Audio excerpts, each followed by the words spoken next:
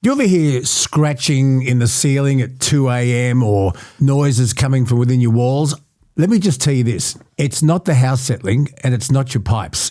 It is rodents. And I'll tell you this for nothing. Once they're there, they're not going anywhere. And you hear one, there'll be 100. Do yourself a favour and jump onto pestrol.com.au and get yourself a Pestrol rodent-free Max. Now, the people next door, when they moved in, Baz and his lovely wife, they said, we've got a couple of possums in the roof. I said, aha, have I got the product for you? And so we got them the Pestrol possum deterrent. Possums gone in 3 days. I said, Baz, how's the possums? He said, they've gone. Doesn't hurt them. It just drove them away to live somewhere else. Pestrol. Use my code at the checkout, BONA. Don't forget it, and you'll get yourself free delivery. Head to pestrol.com.au. Pestrol. Problem solved. In a world where voices are silenced, one man refuses to lie down. It's about how hard you can get hit and keep moving forward. How much you can take and keep moving forward. That's how winning is done. He's been punted not once. 40 years they've been trying. Not twice. You couldn't fire somebody if they were horrible, doing a terrible job. But 3 times. You're fired. He doesn't tell you what to think, but gives you something to think about. Welcome to the Bonafide Podcast with Luke Boner. And he's not Here we go. done Hold your ears, folks. yet. It's showtime. And g'day and welcome, no matter where you are, no matter who you are, no matter who you're sleeping with. We don't care. Welcome. Where did I I don't know. I don't know. Weird. It's episode 111. 111, which is a massive... Isn't that like a devil number? That's 666. But it's a very lucky Chinese number, I think. Let's have a look. Just pulling this out of your ass. Well, no, I have these things up my ass. You know this. Did you know that the number 111 or 111 is, Kelsey, considered a highly magical and spiritual number? And did you know this, Kelsey? Because I have these things up my ass, that it's considered the angel number. Why? I don't know. I'm just going back through folklore. This is folklore. It's believed to be a powerful sign of new beginnings, the number 111. There you go. So I feel like we've set very high expectations for this episode. So do you want to I know don't more? know. Sure. The number 111 represents amplified energy. This is you. In numerology, the number 1 is associated with, this is you, Okay. individuality, tick, Tick, yeah. independence, Yeah. and creation. Yeah. And it says here, if repeated 3 times, it triples that. But it Ooh. also means that if you're a millennial and female, you're a pain in the ass. It says Tick. it right here. Tick. And anyway, it's number 111, a very, very special number. Big thanks to Pestrol for sponsoring the episode. And remember to follow and subscribe, or both, no matter what app you listen to, because it helps us find new audiences. Remember, the merch store is now open, bonafidepod.com. I'm back on the radio. You are. I'm back on the radio today, if today is Friday the 29th. And I'm on Radio 2SM filling in for my very, very good mate, Timmy Webster, who's having a break. And Tim said, listen, when I go on holidays, are you available to fill in? I said, oh. And anyway, they made me. You love it. Anyway, so 2SM management came to me with an offer that Nikki couldn't refuse. Yep. So Nikki said, how much? She said, you're doing it. But I'm looking forward to it. And I'm working with a lovely, lovely lady called Di, who has a vast experience in radio. She was at, went from afters to 2PK and Parks.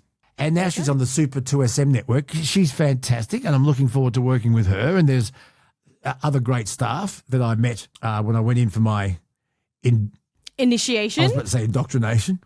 I can't believe I'll be on the radio. There are 2 radio stations in Sydney that mean a lot to me. One is 2GB. It was my first job. And my mum worked at 2GB when they were in Phillip Street. And I always felt 2GB was part of my DNA. But when your mum and I were growing up in the 70s, everybody listened to 2SM. This is before digital, so it's 1269 2SM AM. But back in our day, it was 1270 2SM. And it was just, you would stop at a set of traffic lights and every car had 2SM coming out of it. The culture on Sydney, particularly the northern beaches, with 2SM was amazing. And the great Ian McRae did breakfast with a character called the Nick Jones, the Honourable Nick Jones. And, I mean, they did the big stunt, the jumbo under the bridge, and there were Rocktober concerts on the steps of the Opera House, the concert of the century, 1979. And you've seen the photos of that. I was at that concert with Stevie Wright doing Evie parts 1, 2 and 3. And they had Dragon, they had Midnight Oil, Sherbet, Skyhooks, the Little River Band. Well, it started off with about 250,000, 250,000 people. They reckon the end number was 500,000. Ooh, 500,000. Anyway, that was 2SM, part of the culture of growing up in Sydney. And I'm on 2SM for the next week. That's exciting. It is exciting. So I'm really, really looking forward to that. Hey, coming up on this Bonafide episode 111, lawyer extraordinaire James Glisson. Isn't he a fascinating character, Kelsey? Oh, so fascinating, so knowledgeable. I think just a little trigger warning with this chat in particular, because you guys do talk about some pretty serious cases involving, I guess, child abuse. Yeah, look, it is for sensitive ears, but we don't embellish anything. You wouldn't. We talk about juvenile crime and why it's so prolific here in Australia and what has to happen to the legislation, the judiciary, policing, the treatment of kids. James Glisson has actually, representing clients, been inside juvenile detention, and he knows what goes on in there. And his insight into all of this is fascinating. So we'll talk about juvenile crime with lawyer James Glisson from Glisson and Associates. How sad is it that for motor neurone disease to reach such a broad audience, we had to lose a former Australian of the Year, Neil Daniher, the age of 65, he passed away this week, of MND, and the footballer Jay Arrow has had to retire from rugby league because he has been diagnosed with MND. And the journey that he and his family are going to go on is just unbelievable because there's no cure, Kelsey. And I want to talk to Clare Sullivan, who is the CEO of MND Australia, about exactly what it is, how it affects people, how it affects families, and what are the latest medical discoveries that can help, well, maybe not necessarily at this point cure MND, but prolong the life and improve the quality of life of someone with MND. Anyway, we'll talk about that a little bit later in the program. I'm going to talk to Jonathan Kearsley, who is the Sky News Washington Bureau Chief. This Trump is building a WWE arena. Well, it's not WWE. It's what is it? UFC. UFC. I was about to say UHF. No, it's UFC, and they're building this huge arena on the lawns of the White House. Yeah. And also, what's the latest with the war between America, Israel, and Iran? According to Donald Trump and sources within the White House, we're close to an end of that conflict, and maybe the Strait of Hormuz will be open for business again soon. And we'll have all of that with Jonathan Kearsley, the man on the spot in Washington. Something to think about, something to laugh about. Let's have a look at what's making news around the place. Kelsey, this is one of your stories, and I might talk about this on 2SM tomorrow because it's got me interested. An arrest has been made after a waitress visiting Melbourne on a working holiday had a plate smashed in her face by a stranger as she served customers. Remember we spoke about this on an episode like a couple months ago, maybe, when it... Oh, Anzac Day. Anzac Day is when it happened. Oh, yeah. And remember the footage of it? She just gets absolutely wrecked. So what's happened is there's a waitress coming out of a cafe. She's walked around the corner and this woman just completely randomly smashes the plate and it chipped a tooth, remember? And a dentist said, I'll fix your tooth for nothing. And there was a lot of sympathy for the poor waitress. What's the latest? The woman who did this, she Allegedly. has been found. Well, yes, allegedly. She has been found. And in a statement on Tuesday, Victoria Police said Tracy Myers, 52, was arrested at Dandenong rail station at about 10:50 a.m. on Saturday. 52 years old. Aren't you old enough to know that this is the wrong behaviour? She's You obviously should not having be a doing very this. bad day, and she's obviously incredibly entitled. And you've just got to watch any video on YouTube about people behaving badly on aeroplanes or in airports. Oh, yeah. It's the same thing. What is it? What is it? Is it because you're tired, you're impatient? Why do people do this, Kelsey? I don't know. All of the above. I can understand being grumpy and having a bad day, but do you have to take it out on other people? I don't know. Why are people so entitled? Why? I tell you what, I'd like to know how they found her. Mind you, I guess if you knew her, she was fairly identifiable. Yeah, the CCTV footage of it, like you can't get away with anything these days. So I don't know. We'll see what happens. I know. Well, we'll watch that very, very closely, and something else we'll watch very closely. And I want to talk to James Glisson about this. I'll be certainly talking to him on 2SM, hopefully tomorrow. Erin Patterson, she is appealing her triple murder conviction, for which she's serving a life sentence. Now, because this appeal has been locked in, will this appeal take place before a jury? Possibly. Will they ever find an untainted jury? Because this was one of the most talked about court cases in Australian legal history, and she's been found guilty.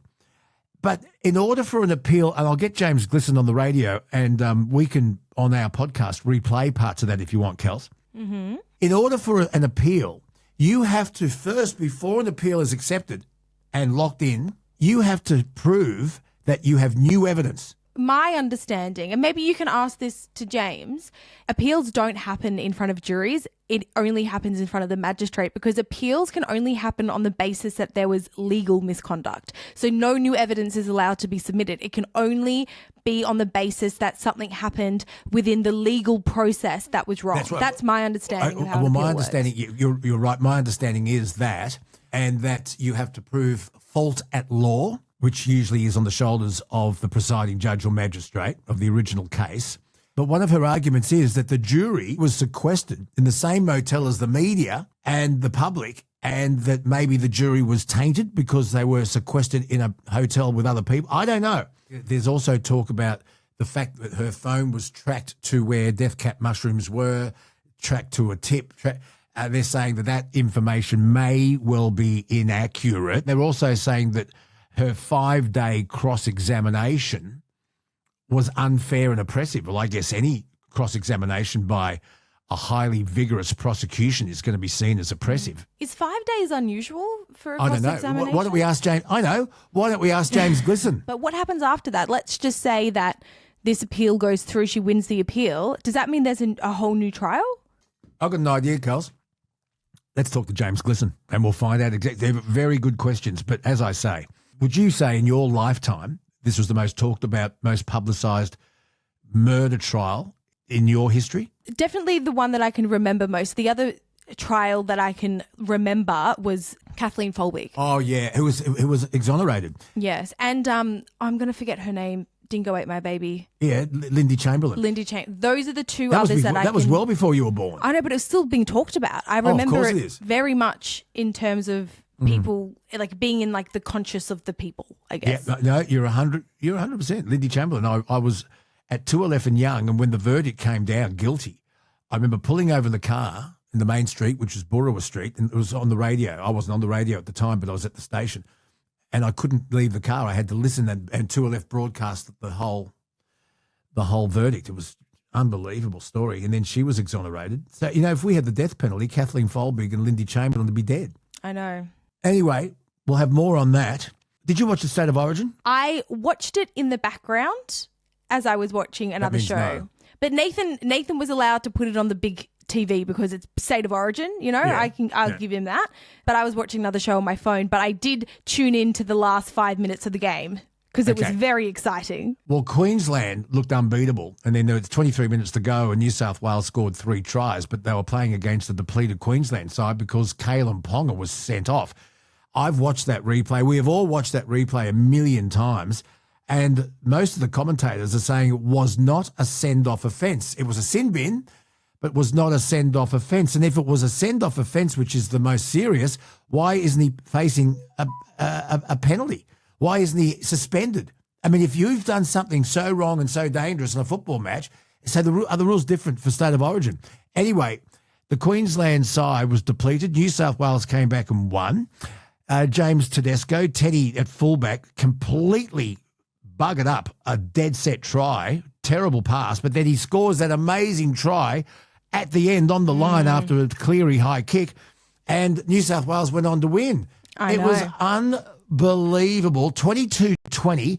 I think the biggest comeback in state of origin history, because New South Wales were gone. I said to Nathan when I saw what was happening in the first half, I said, oh, New South Wales has lost this, obviously. They can't come back from this. And then that last 5 minutes, I was like, oh, my God. Yeah, oh, my God. But so is this just going to poke a very dangerous bear in the Queensland state of origin side? Are they going to come back more ferocious? I think it's in Melbourne the next game, so it's neutral.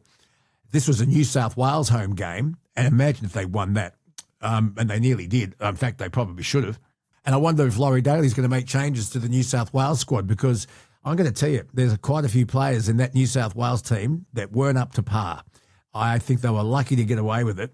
And I wonder if James Tedesco, who I love, the New South Wales fullback, the Roosters fullback and captain, I love him, but I don't think he had a great game except for that miracle try of that Nathan Cleary kick.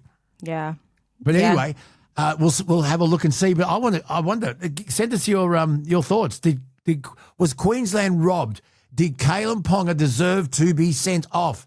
Let's do a poll. We'll do a poll on Spotify and YouTube. You can do them on YouTube now. There you go. Kelsey, have you seen this amazing footage of the Laos Cave rescue? Yeah.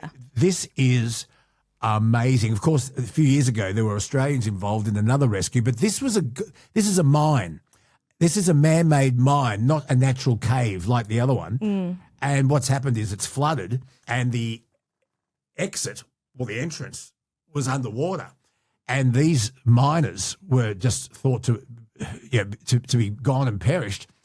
But they spent a week in this tunnel and they were saved. And they've got cameras there at the rescue. Unbelievable stuff. Yeah. Gee, I think that there could be some workplace safety issues working in the mines in Laos. Yeah. Well, what I find amazing is one of the divers, Miko Pacey, I'm sure I'm saying that wrong. No, Passy, I think. Passy.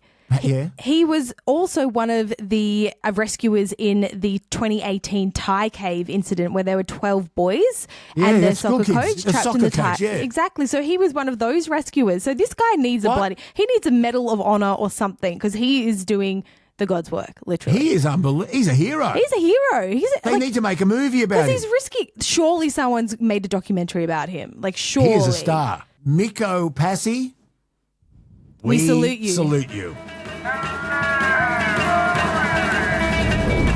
Kelsey, you got some listener mail. Open the mailbag. That was not how you open a mailbag. Okay. Hang on.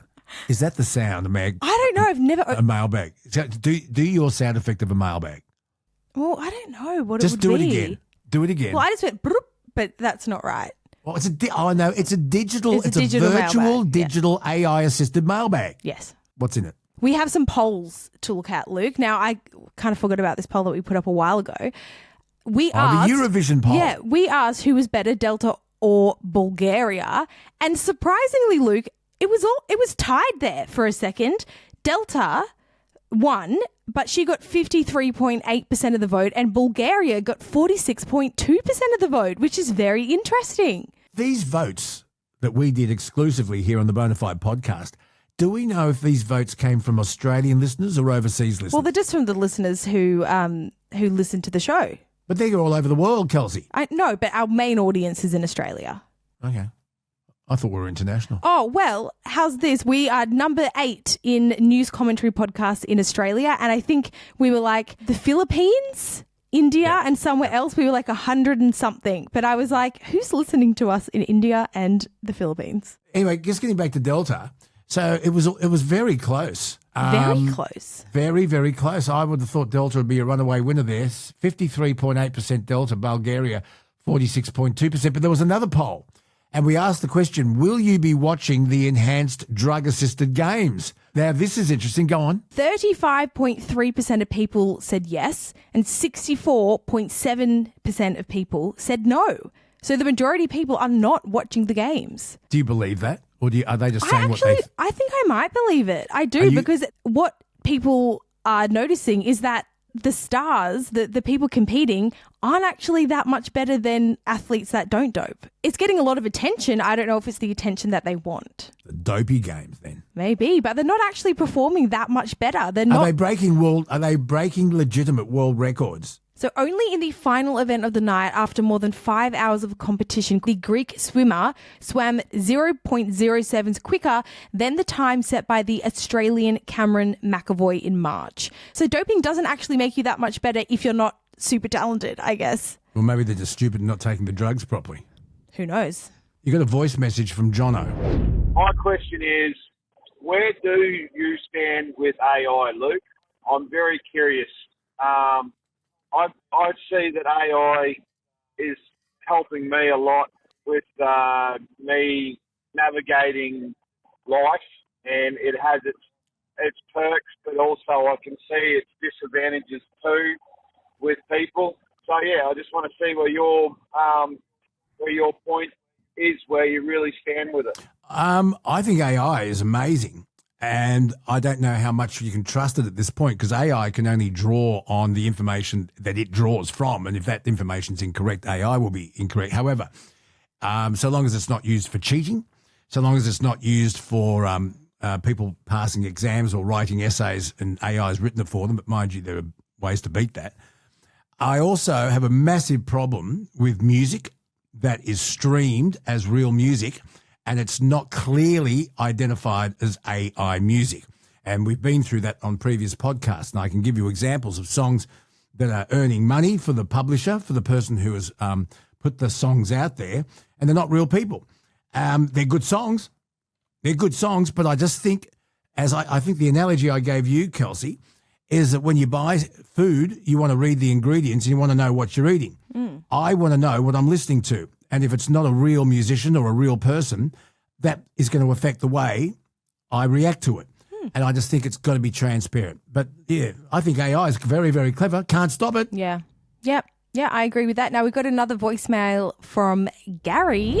Guys, bracket creep. We asked a question, you played it for me before, when we asked David Littleproud about paying tax on our overtime. Yeah, nothing against David Littleproud. He's probably one of the only politicians I wouldn't currently feather. I'll probably actually buy the guy a beer. But let's get into it. Bracket creep. The harder we work, we get some overtime, our wage goes up. So then we go from a 30% bracket to a 45% paying tax bracket. Yet we keep paying all this tax to a government, and as Packer said, they don't know what to do with it. Stop taxing our overtime, government. Any politician that listens to this iPod, I doubt, because I don't think a lot of them are intelligent enough to listen to it, wake up. Everyone hates you. No one likes politicians anymore. You're a... keep it clean, Gaz. Don't tax us on our overtime. Get this country up and running. We love this show. Get into them, Kels. Get into them, Luke. Keep it going, guys. I couldn't agree with Gary more. I don't believe you should tax overtime. Where's the incentive to get ahead and try and save a bit? When you on your main job and you're 40 hours, sure, tax it. But if you are prepared to work really hard, and the United States, Kelsey, has a proposal to exempt overtime pay from federal income taxes. In fact, that was a major election promise from Donald Trump. The United Kingdom, that Reform UK party, is also proposing that they would stop this.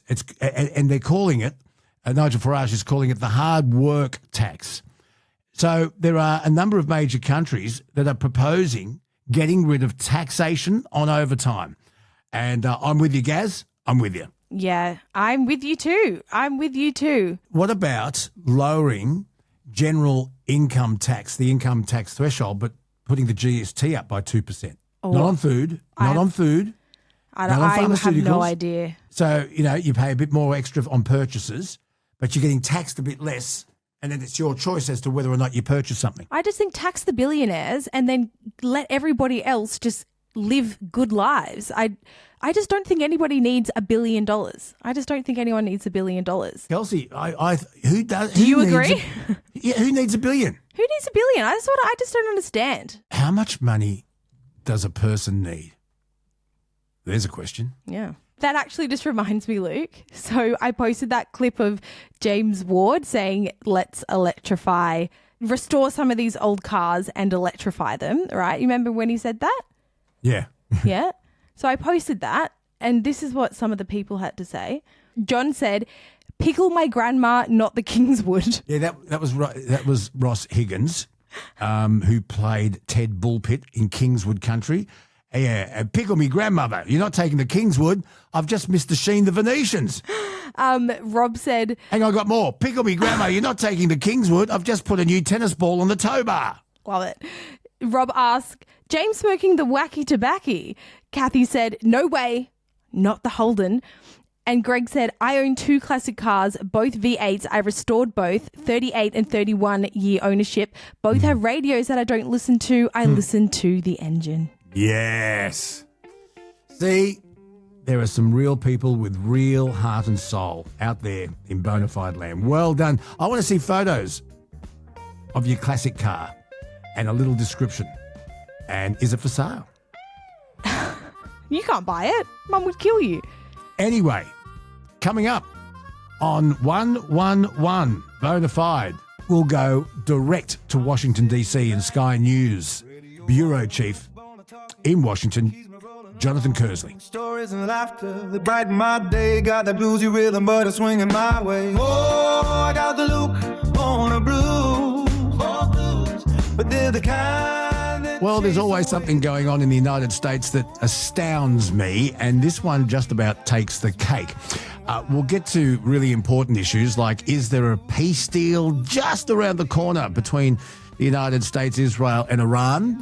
Things are looking hopeful, but things change from minute to minute. But the story today that is just amazing, if you look at any news service, you will see construction underway on the White House lawn, getting ready for an ultimate fighting championship. Yep, UFC coming to the White House to mark the US's 250th anniversary and indeed Donald Trump's 80th birthday. It's a mixed martial arts fight and it's planned for the 14th of June. I've never seen anything like this. I thought they were building a roller coaster at first, but no, it's a UFC fight. And some tickets ringside are costing, according to reports, $1 million. Now, the UFC are saying that they're underwriting this, but there's a lot of sponsorship attached and very expensive seats. Jonathan Kearsley from Sky News, he's in charge of their Washington bureau. He's on the line right now. Jonathan, I think I've seen it all. What do you make of this? Luke, as I'm talking to you now, I'm standing just the other side of the White House, outside the West Wing, looking at this construction going up, and it is extraordinary. It is about as high, if not higher, than the White House itself. It is a major piece of construction on the South Lawn, almost right outside the entrance that Donald Trump would walk out of if he was going out that south side. It is a UFC arena. The element they have dubbed the claw, a giant metal arm that is carrying all the lighting and the rigging, that's hanging over it right now. This is going to be a place that 5,000 people will be seated in come June 14. The White House has never seen an event like this, Luke. It may never see one again, and June 14 may well be the night the White House becomes the Fight House. The Fight House. It is extraordinary. And you'll see Donald Trump sitting up there like Nero or Caesar at the Colosseum. Apparently 20 to 25,000 people will be in attendance, with over 150,000 watching it at other sites. Well, that's what Trump is saying. He also said Melania's documentary was going to be the biggest thing since sliced bread, so I'm not too sure about all of that. But What are the American people saying about it?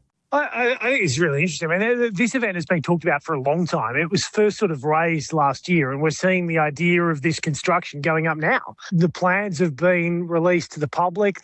Washington, D.C. is certainly a place where plenty of tourists come, particularly, this time of year. We are heading in towards the summer. It's incredibly humid, as I talk to you now, but there's a lot of tourists around here. Certainly, as I go around talking to them, amazed at what they're seeing on one of America's most historic and historical sites. This idea that you're going to put up a UFC fight cage, the octagon as they call it, the UFC Arena, is going to be somewhat of a major spectacle, not just for people here in Washington, D.C., but around the world it's going to be viewed. As I said, the arena itself is going to hold some 5,000 people. Most of those are going to be free tickets to military families and close invitees. The corporate sponsorship packages you mentioned, they're up to $1.5 million a ticket in some instances. And then the area that's known as the Ellipse, which is a little bit further south. It kind of sits between the White House and the Washington Monument. It's where President Trump stood and spoke to the crowd on the day of January 6. Now, that area is going to be transformed into essentially a free live fan site that is going to be packed with television screens. And the idea is that anybody can just walk into that area, get themselves a ticket, go in through the security area. I was just going around that area today, talking to people and having a look at it. And the setup is phenomenal. It is going to be huge. They're planning press conferences up at the Lincoln Memorial. I mean, these landmarks are being turned into backdrops for a fight night to be seen on pay TV. It is an extraordinary event, an extraordinary moment. Something, as I say, the White House has never seen in its history before and probably never will again. Bookmark this too, because it's obviously America's 250th birthday come July the 4th. So that's part of the reason it's being done. June 14th, the actual day of the event. Well, yes, that's Donald Trump's 80th birthday. But of course, President Trump has long been a fan of the UFC and has brought in the likes of Dana White, the head of the UFC, and the UFC crowds to effectively drag through support for him in both of his presidential runs. And he's taken Dana White along with him. And Dana White has become somebody who has been very, very close inside the Trump circles. So, look, it is... you'd say, is it surprising this event's being held? Well, kind of everything is surprising day in, day out. But this event has been talked about a lot. And it was spruiked quite some time ago. And now to stand here, Luke, and to see this construction taking place, it really is quite something else. I was on that South Lawn a matter of just a couple of weeks ago for an event that President Trump was holding out there. And I tell you what, it looks markedly different right now. And if you take a look from the air, well, it doesn't sit too far from the construction site of the major ballroom that's being built pretty much right next door to it. So the White House is undergoing probably the biggest transformation it's ever seen. It's funny because now the comparisons will come out. Has the commander-in-chief, the leader of the free world, become a fight promoter? And will he be compared to Don King, hair and all? Well, exactly. There you've got two pretty extraordinary figures. And President Trump has long been attending UFC fights, He's a big fan, isn't he? Raucous welcomes. He's a huge fan. He turns up regularly to fight nights for the UFC, and he sits ringside for, a bout or two, and then makes his way out. But he attracts these major walkouts that you see in, the old days of the WWE or the WWF or boxing promotions, where he leads himself out with Dana White, and it becomes a television spectacle. And this is what President Trump does. He makes things for television, and he will eat up absolutely every single element of June the 14th. It will be his birthday. It will be fight night. It will be a night that we'll all remember. You never cease to amaze, Jonathan. You never cease to amaze. And the construction cost, that's all being underwritten by UFC. Yeah, it's all been taken in by the UFC, at least on paper. But it'll make money. That's what they're saying. Look, it's huge money, because I'm seeing a couple of construction workers up now in a cherry picker. They're sort of looking up at this giant claw thing. One of them's actually just climbed into it, looking at some of the rigging structure that's taking place inside there. But this is going up very, very quickly. It was just a shell of itself a matter of 48 hours or so ago. Now, essentially, the stage itself, the octagon, as they call it, is being set up, and then it'll be down to the seats and everything else. And then the construction over on the Ellipse, which they're putting things in place now to make sure that by June 14, it is all ready for what is going to be, as as I said, it's going to be a television spectacle. And that's precisely what the president wants. It's going to earn somebody a lot of money, and I wonder if Trump will benefit financially. Well, I mean, you'd have to look at how the Trump family benefits financially out of this anyway. I mean, they had long said that there would be no taxpayer dollars put forward for the ballroom, and then Congress was asked for a significant whack of cash for security. The devil will come out into detail in the months after this as to, where the money has come from. Yes, the UFC has been saying it's been underwriting it, but the idea that they are getting permission to build this giant construction on the grounds of the White House really is quite something else altogether. Yeah, I don't know whether we play Sweet's Ballroom Blitz, but I love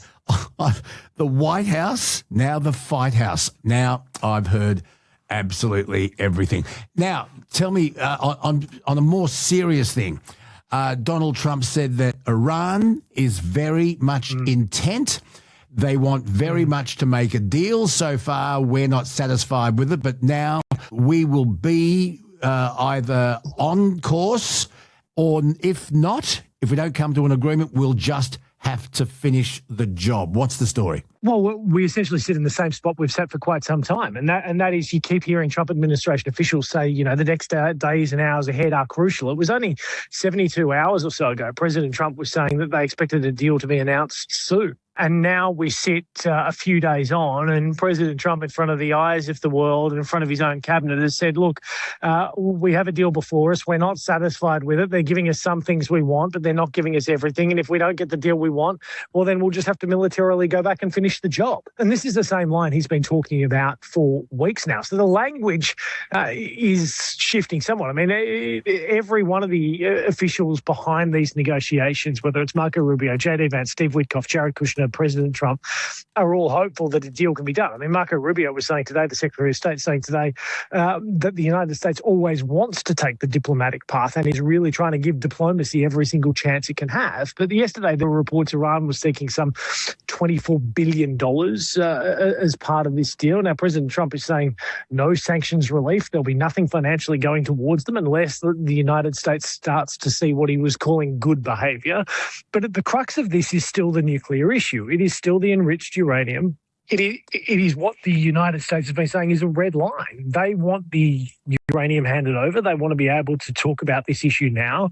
Iran does not want that. They want to be able to have a memorandum of understanding, but kick the can of the nuclear negotiations down the road. Now, you have to ask yourself, if the United States walks away with a deal that doesn't deal with the nuclear aspect now and right in this moment, well, what have they gained out of this conflict? Because the whole purpose behind it was to make sure Iran never can have a nuclear weapon. If you come out of this with a memorandum of understanding, a 60-day ceasefire extension, and the idea that you'll talk about nuclear in 3 or 4 months' time and you'll work towards it, well, you've actually wound up behind where you started. Yes. So it's going to be a very delicate situation, not to mention that the fact that the US has been launching what it's been calling self-defense strikes that threatens to breach the ceasefire, a violation according to Iran.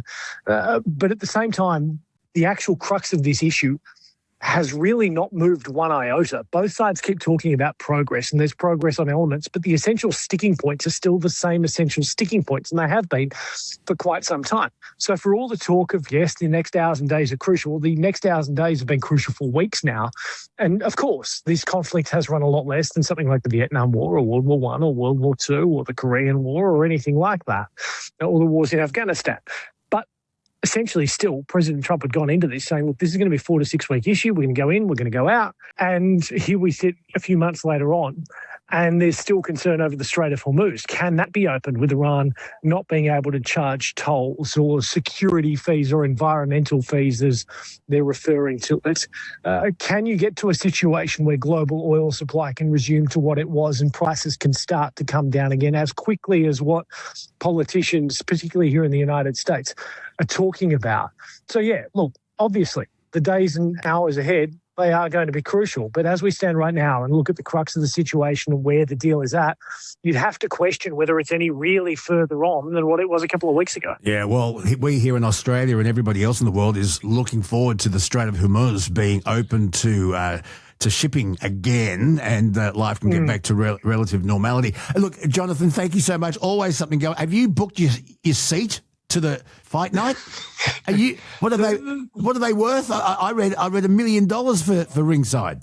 Well, Sky News Australia will certainly be hoping to be ringside to bring you all the news from fight night at the White House. God, it's just like that movie, Wag the Dog, Dustin Hoffman, Robert De Niro, where the president is in a lot of trouble because of a sex scandal.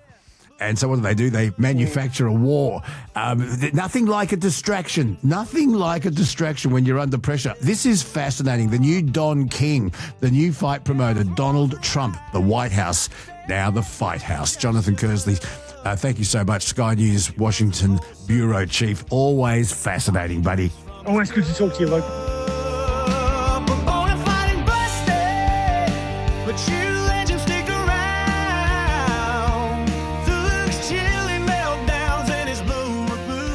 Time to talk legal matters again with my mate, my friend and contributor, James Glisson from Glisson and Associates Legals. James, as you know, was a police officer. He became a prosecutor and now he's a defence lawyer. And there's a bit that I want to talk to him about. One is, you see, everyone watches Law and Order and all those American crime shows, and you hear about, I need an attorney. What's an attorney? What is the difference between a solicitor, a lawyer, a barrister, an SC, senior counsel, and a KC? We used to call them QCs, but now it's a King's Counsel. What is the difference? What are the different layers in legal representation? But there's something else I wanted to talk to James about, and I got this inspiration from watching his podcast, which is just fantastic. What do you call it? James Glisson. You should call it Legal Lessons with Glisso. Yeah, I had no idea what I was doing, so I just picked my name, and now it's kind of stuck. I think it's I'm fantastic. stuck with it. It's fantastic. But I've got to say, the last 20 years of my radio career, nothing has been more divisive than juvenile crime. And we have seen it peak. Now, maybe they've got it under control in Queensland with the adult crime policy, and time will tell when we see the figures. But adult crime is a massive problem in this country. I want to ask you, James, what is the problem with our juvenile justice system? Because my listeners are sick and tired of watching juvenile criminals break the law, get arrested, make bail, and repeat. And worse, make bail, and they commit these crimes whilst on parole. We're talking about home invasions, robberies, violent crimes, stealing cars, not because they necessarily want the car, but they want to video themselves on their social media platforms. Look at me, look what I'm doing. But we're talking about crimes where it can be argued that the juvenile offender knew darn well that they were breaking the law. Now, you're going to have to help me here, my learned friend, but there is a legal term called doli incapax, which I've learned, which I think is Latin for incapable of crime. And the age of criminal responsibility, where should that be? Should it be, in some cases, 7 or 8 or 9? Is it 10? Is it 14? When does a juvenile deliberately go out and break the law, knowing full well that they are doing the wrong thing? The other thing, James, there's a bit of a long intro, but I just wanted to bring you up to speed as to where my head's at. Sure. I guess you are going to continue to break the law if there are no consequences. And we have seen repeat offenders going up to magistrates. It's almost as like the children's court has a revolving door, and then going out and breaking the law again while on bail. Is the juvenile justice system broken? Now, I want to talk about, and we'll get to this down the track, James Glisson, but doli incapax, the age of criminal responsibility. There was one absolute breakthrough case that opened this up, and I'm talking about the murder and torture of Jamie Bulger in England, 1993 from memory. Yeah, it's a and those two case. boys, Robert Thompson and John Venables, were 10, and they lured this boy away from his mother, took him by the hand, bashed him, tortured him, abducted him, and left him on railway tracks to die, which he did. Yeah. But there are other things such despicable things they did. Evil. And so it raised a couple of questions. Are some kids just born evil? But the argument for criminal responsibility came up because during the questioning and the interrogation of these two boys and the way they dogged each other, and they knew darn well what they were doing was wrong, by the way they tried to cover it up. That's the argument. So the age of criminal responsibility, those boys were 10. So James Glisson, I know it's a loaded intro, But I'm going to let you go. Juvenile crime. You have been inside juvenile detention. You have dealt with this. You have some and I will say one more thing. Kelsey and I have become very close to Victor White, the husband of the murdered woman, Vilene White, who was murdered by a young boy who ended up pleading guilty. And he originally, family from Somalia, in that Brisbane shopping centre, wanted her car keys. It was a hijacking. She handed over her keys, said, take it. He still stabbed her to death in front of her 6-year-old granddaughter. And we have been through that over years now. So I'm very close to that family. So you can see where I'm going. Yeah. I mean, the problem is that everybody's getting very close to families very much like that, because we are seeing an increase in violent offending. And one of the big reasons that's put forward as to why we're seeing an increase is this, at least perceived, and in fairness, probably in reality, lack of consequences, right? So the first thing is we have to break down doli and incapax. So it's basically 3 stages of criminal responsibility for children, people under 18. Any child, at least in Australia, any child under 10 is not criminally responsible. Cannot be. There's no way to prove it. Now, between the ages of 10 and 14, that's where we get this idea of doli and incapax. And the easiest way to explain it, probably the simplest and the best way to explain it, is that the assumption at law, the default position, is that the child is not capable of having the mentality to commit the crime. To have the intent, the mens rea. And then after the age of 14 through to 18, that goes away. So there's no presumption that they don't know what they're doing, but the prosecution still has to prove it beyond a reasonable doubt. That's fine, because that's the standard for adults. That is the standard. But when we're talking about doli and incapax, this is the thing that gets people's backs up. Because on the one side, you have people who say, well, you have children between the ages of 10 and 14, they don't really know what they're doing, they're not capable of figuring it out, and even if they are, you need to be able to prove that they did know what they were doing was wrong. And then on the other side, and I think this is probably most of the public, you see, as you said in the intro, children who commit offence after offence after offence, whether they're on bail or they've been released, or the offence wasn't proven because of doli and incapax, and then they commit another one. And people say, well, where do we draw the line? Because this doesn't seem to make a lot of sense. Like and I said, the public is so sick of offence, arrest, magistrate, released, bail, repeat. Yeah. Well, it wasn't like that before 2016. There was a much higher percentage of outcomes. There was a decision. There was a decision by the High Court. It was a case called RP, and it was a pretty nasty, not quite as bad as the UK case.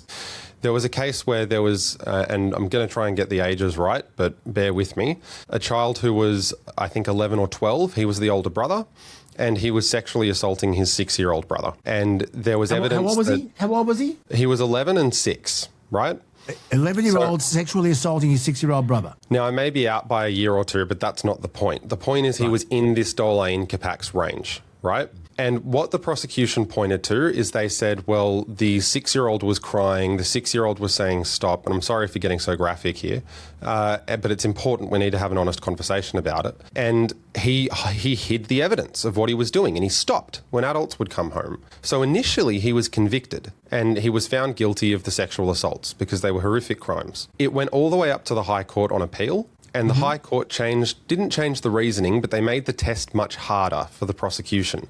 And they said the only way that you can prove that a child in that age range knew what they were doing was criminally wrong, that you can rebut the presumption of doli incapax, is by evidence showing that the child knew what they were doing was seriously morally wrong, not just naughty. And that evidence of hiding the conduct or stopping when the parents were home wasn't enough.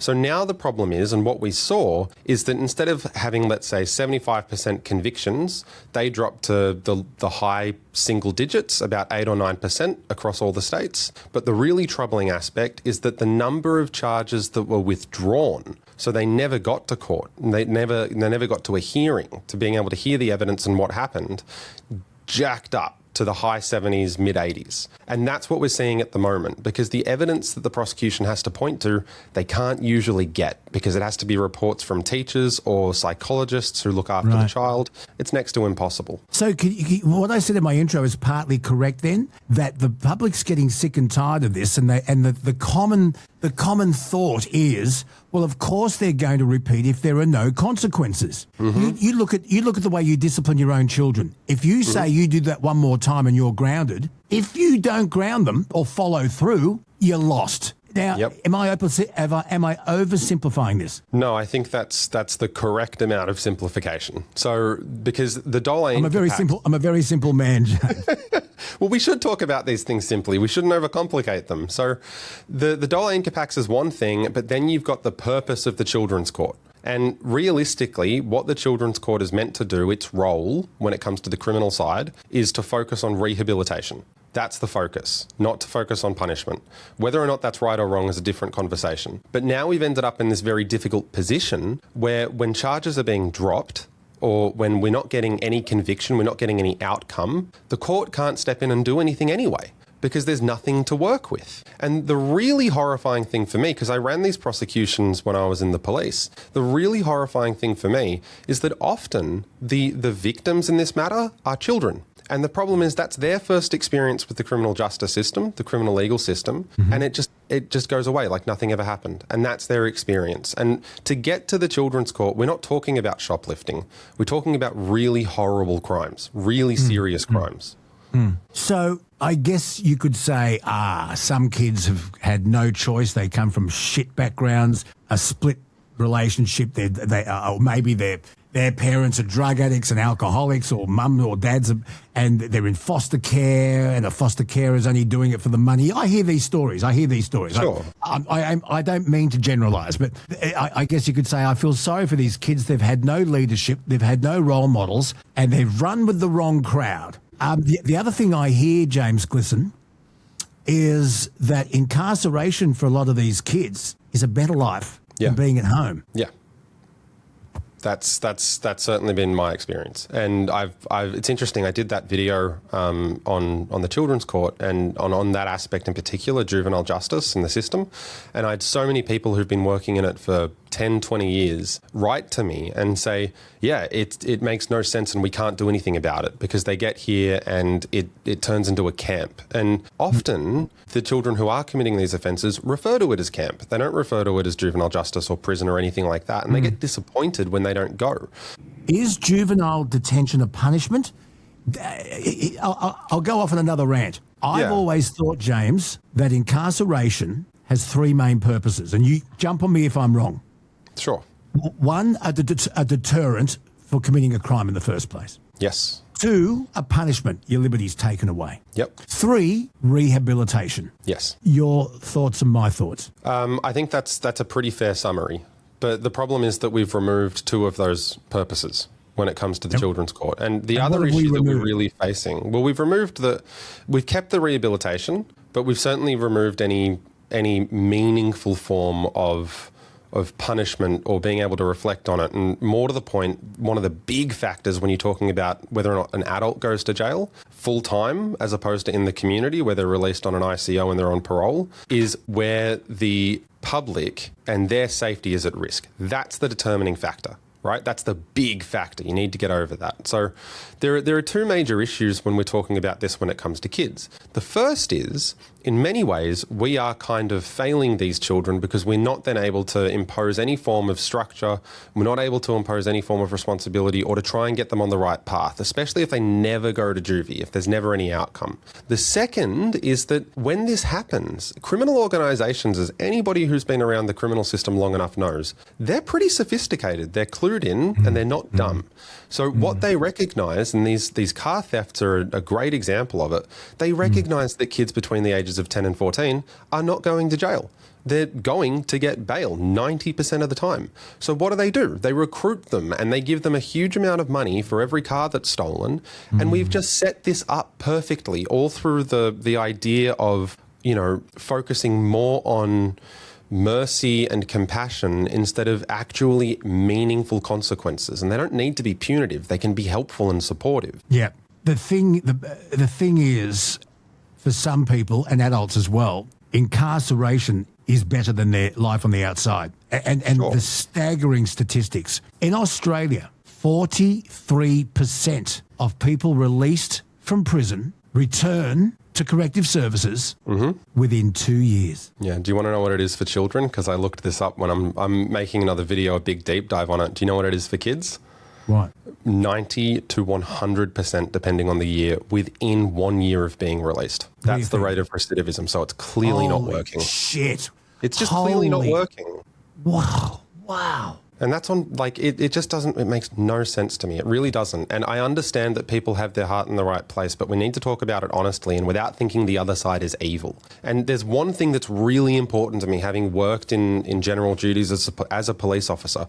I met so many people that I would never have otherwise come across who have had incredibly difficult lives, just terrible hands dealt to them. And they were not all criminals. So what really bothers me when people say, you know, well, we got to be careful because all of these kids, they're coming from terrible backgrounds and it's really awful and it's terrible. The problem with that statement is that you're almost expecting people who come from bad backgrounds, disadvantaged backgrounds, to become criminals. And the vast majority of them do not. So it's just one of those things, like I hear it all the time from people, especially in the comments, and that's not fair. That's not a fair representation of people who've pulled themselves up from terrible situations and done really good things. Yeah, plenty of people have pulled themselves up. The other thing that concerns me is if this continues, and it'll be interesting to see a little bit later in this year, the juvenile crime statistics out of Queensland, now that they've got but also there's a perception out there in Luke Boner land that the judiciary is too soft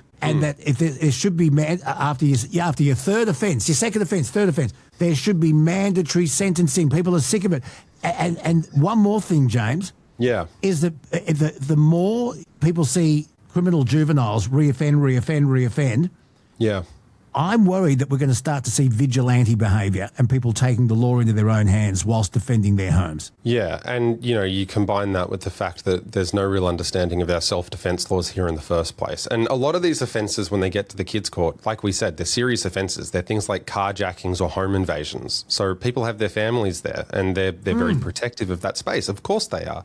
So there's a real risk there, a really very big risk, a very big risk. And the vigilantism thing, obviously I'm against it, but when it comes to, only because it never ends well for anyone, but when it comes to the courts being, you know, too soft, is there an element of that? Of course there is. But the reason for it comes from the structure of the way the children's court is set up. It's not the judge's fault. They're very much hamstrung by this.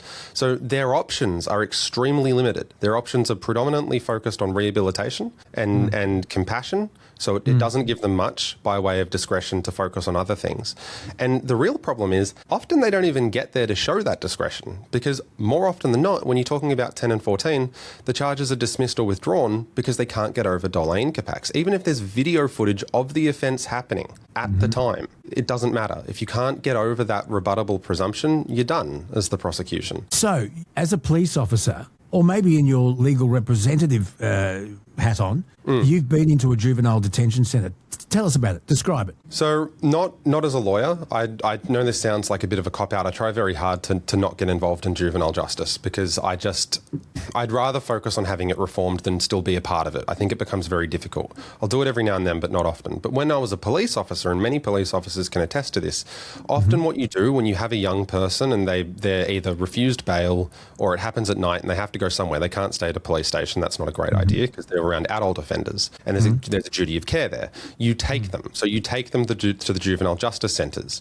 Now, the workers there, to their credit, really good people. I've met very few workers that I have any issues with in terms of the staff. But what you find is that either these kids are really excited to go there because they get to hang out with their mates who they know are still there, right? And this is the truly horrifying thing, when you talk about these children that are stealing cars, and it's really, it's coming up again. It has been for the last 4 years, but it's becoming more popular again. They will determine which cars they want to steal next with the other people they were arrested with in juvie. So it just doesn't make any sense. Like, there needs to be a lot more done, but the problem is there's just no ability with the structure that we have at the moment to do anything. So we really need to talk about what we want to do about it. What should we do? Come on, you've been at the coalface. I would love you to go back. I can't remember what episode it was, but I've spoken to a bloke who's become a good mate, Bob Davis. who runs a boot camp in Queensland called Hard Yakka. He has a 96% success rate. What he does is he takes the chip off the shoulder and puts pride back in the heart. He deals a lot with problem. But this guy is amazing. You should meet. I can arrange it. We should have a 3-way chat with Bob Davis on another podcast one day. Would you like that? Yeah, that would be fantastic. That'd be really fun. But James, what's the answer? Well, let's look at that, right? Because I think that answers it for me. So you've got Bob Davis, who's got high 90s success rate. And struggles to get funding. He works off philanthropy, donations, and with other issues, he charges money. It's not free. No, it's not free. But he can't get funding. Yeah. And well, look He's at getting this, these right? results. You've got high 90s success rate with his program, which is focused more on personal responsibility, pride, and getting people on the right track through, I assume, Hard Yakka, based on the name of it. And that works. It really does. Not just for children who've fallen off the path, but for people who either enter the military or the police, for the vast majority of people. And they find real meaning in difficult work. Most human beings do. And then on the inverse, the other side, you've got the current system, which is focused almost entirely around compassion, and we have a high 90s failure rate. So I think there's a clear indication what we need to do, at least trial it for a year or two and see if there's a meaningful difference. There can't be any harm in trying it because what we're doing at the moment is clearly not working. 100% James Glisson. Have you ever thought about running for Parliament? No, I don't Because think can I that's tell for you, me. the mob that's in there now aren't doing such a great job. But honestly, you should be on a committee to talk about law reform and juvenile crime. I really do think. Look, I'd welcome the opportunity. I think it can be very difficult for lawyers to talk about this stuff openly because You're an there's almost ex-policeman. Put that hat back on for a sec. Sure. I mean, absolutely, I get that. But one of the problems is when you're a lawyer, and this may be something that a lot of listeners don't know, you're not restricted, but you have to be careful with how you frame things. So sometimes the criticism can't be as pointed as you would otherwise like it to be.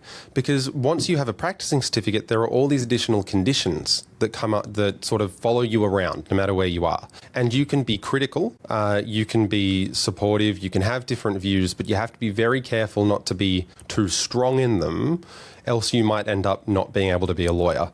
So that's why I am typically a little bit cautious about what I say. It's easier here because it's an open conversation, but it's hard. I think you're perfect. I think you're perfect. You've got a great insight from both an ex-police officer and someone who deals. Best thing I ever did. And you're a prosecutor. Oh, yeah. And a prosecutor and now a defence lawyer. I'd be very keen to hear from our listeners. Where did we go wrong and how to fix it? How do we fix juvenile crime? And is David Crucifilli, the Queensland Premier, is he on the right track with consequences, adult time for adult crime? At what age, James Glisson, should a juvenile be sent to an adult jail? And at what point? That's and tricky. and here's a double-sided question. Do you come out of those institutions a better criminal than when you went in? I think the anecdotal evidence, at least from what I've seen and what my friends are telling me who are still on the job, people come out certainly more refined criminals or with more of an appetite for it. You're looking at full-time custody. I mean, there's one case that sticks with me, very, very briefly. 17-year-old who committed a serious sexual assault on a 15-year-old. He got custody, but he only got a year or a year and a half. It was like nothing, as opposed to what the adult jurisdiction would be. But when it comes to children going to adult detention centres, I think that's more of a risk. I really do. Because you got to remember, there are a lot of people in jail who are not bad people. They made bad decisions. But there are people in jail who are really bad people. And I would be very uncomfortable with putting anybody under the age of 18 in a jail like that. Yeah. I'm going a bit sideways, a bit bing bong here, as my daughter would say.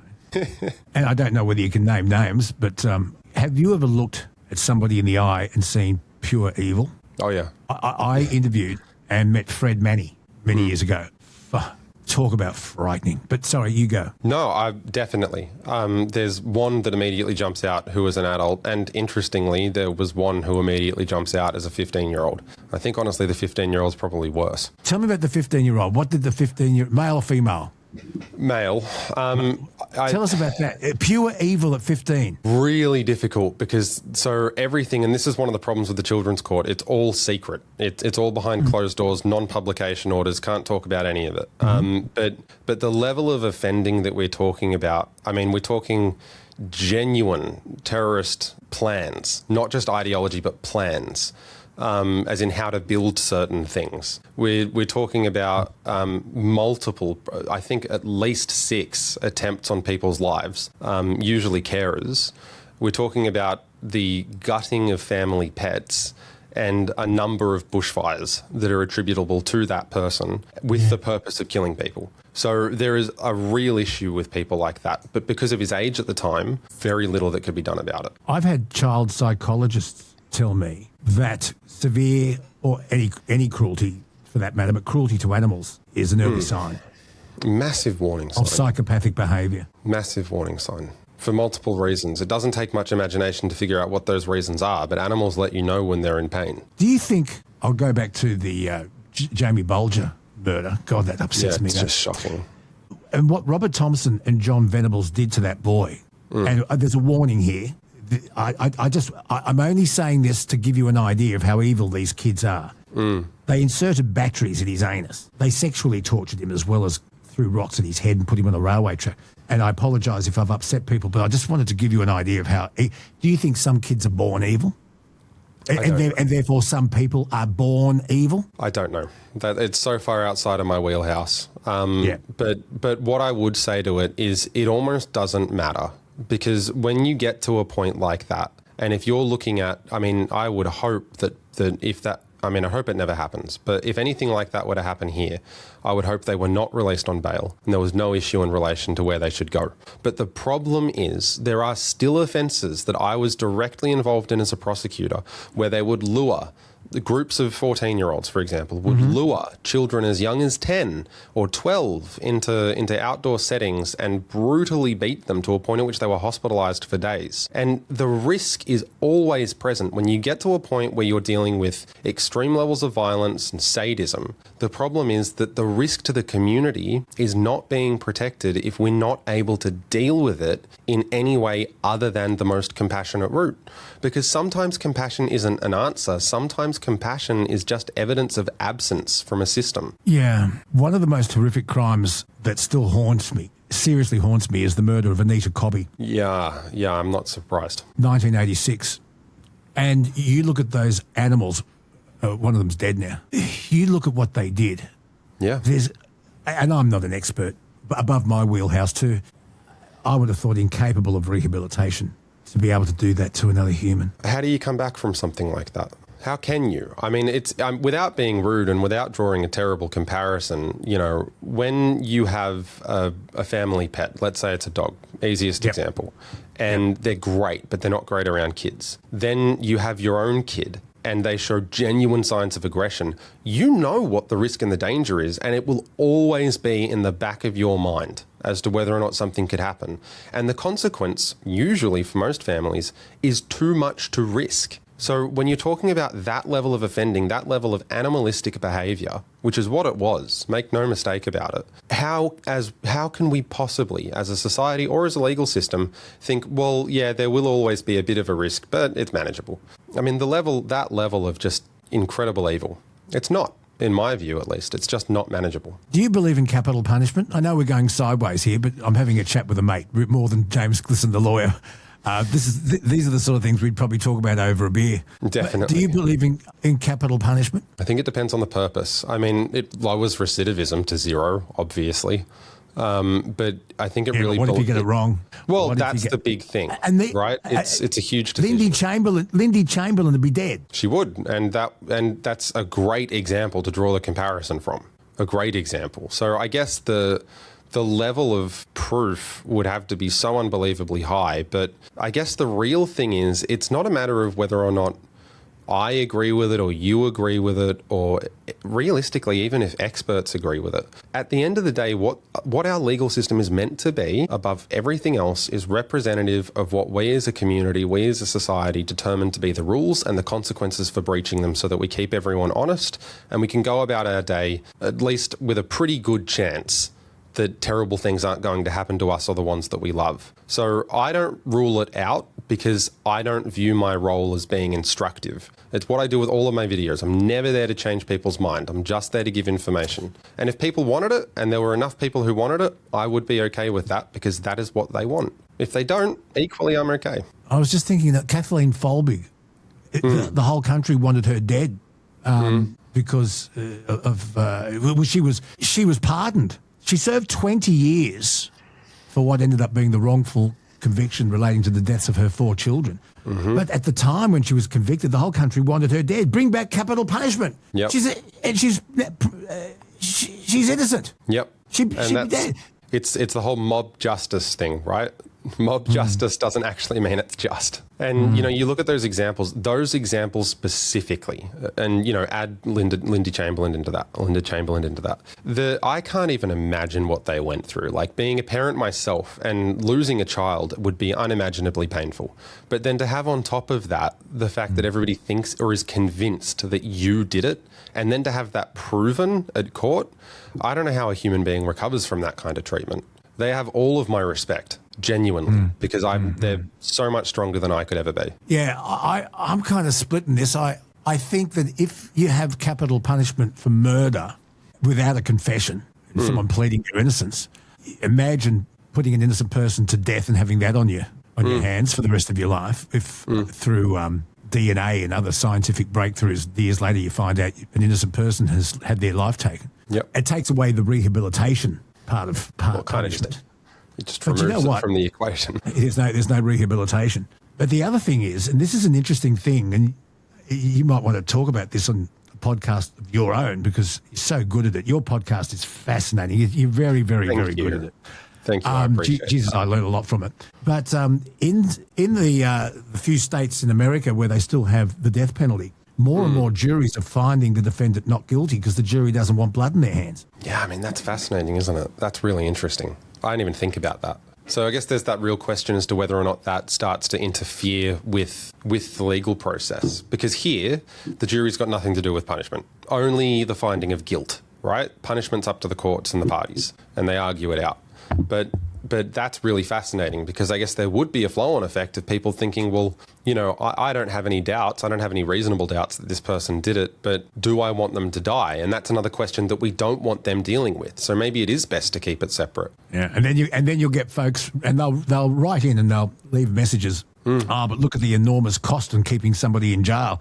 They're using my fresh air. Get rid of them. Yeah. I mean, I guess maybe you could think of it like an insurance policy. Like in terms of your tax money, not a huge amount of it goes to correctional facilities, by the way. But it is at least something that you are then using or then being able to facilitate that removes that risk from you, your family, your friends from reoccurring. I mean, I get it. Nobody's happy with how their money's spent. The other one that always got people talking on radio were pedophiles.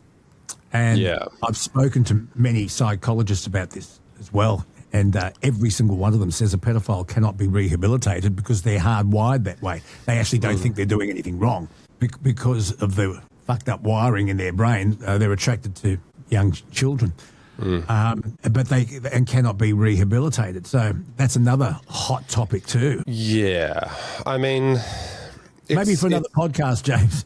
Yeah, definitely. I mean, that's a big topic. But the one thing I will say to that is it's one thing to talk about it in a very abstract sense. But as somebody who's seen a lot of this stuff and detectives especially, because they have to go through, they have to watch and hear everything.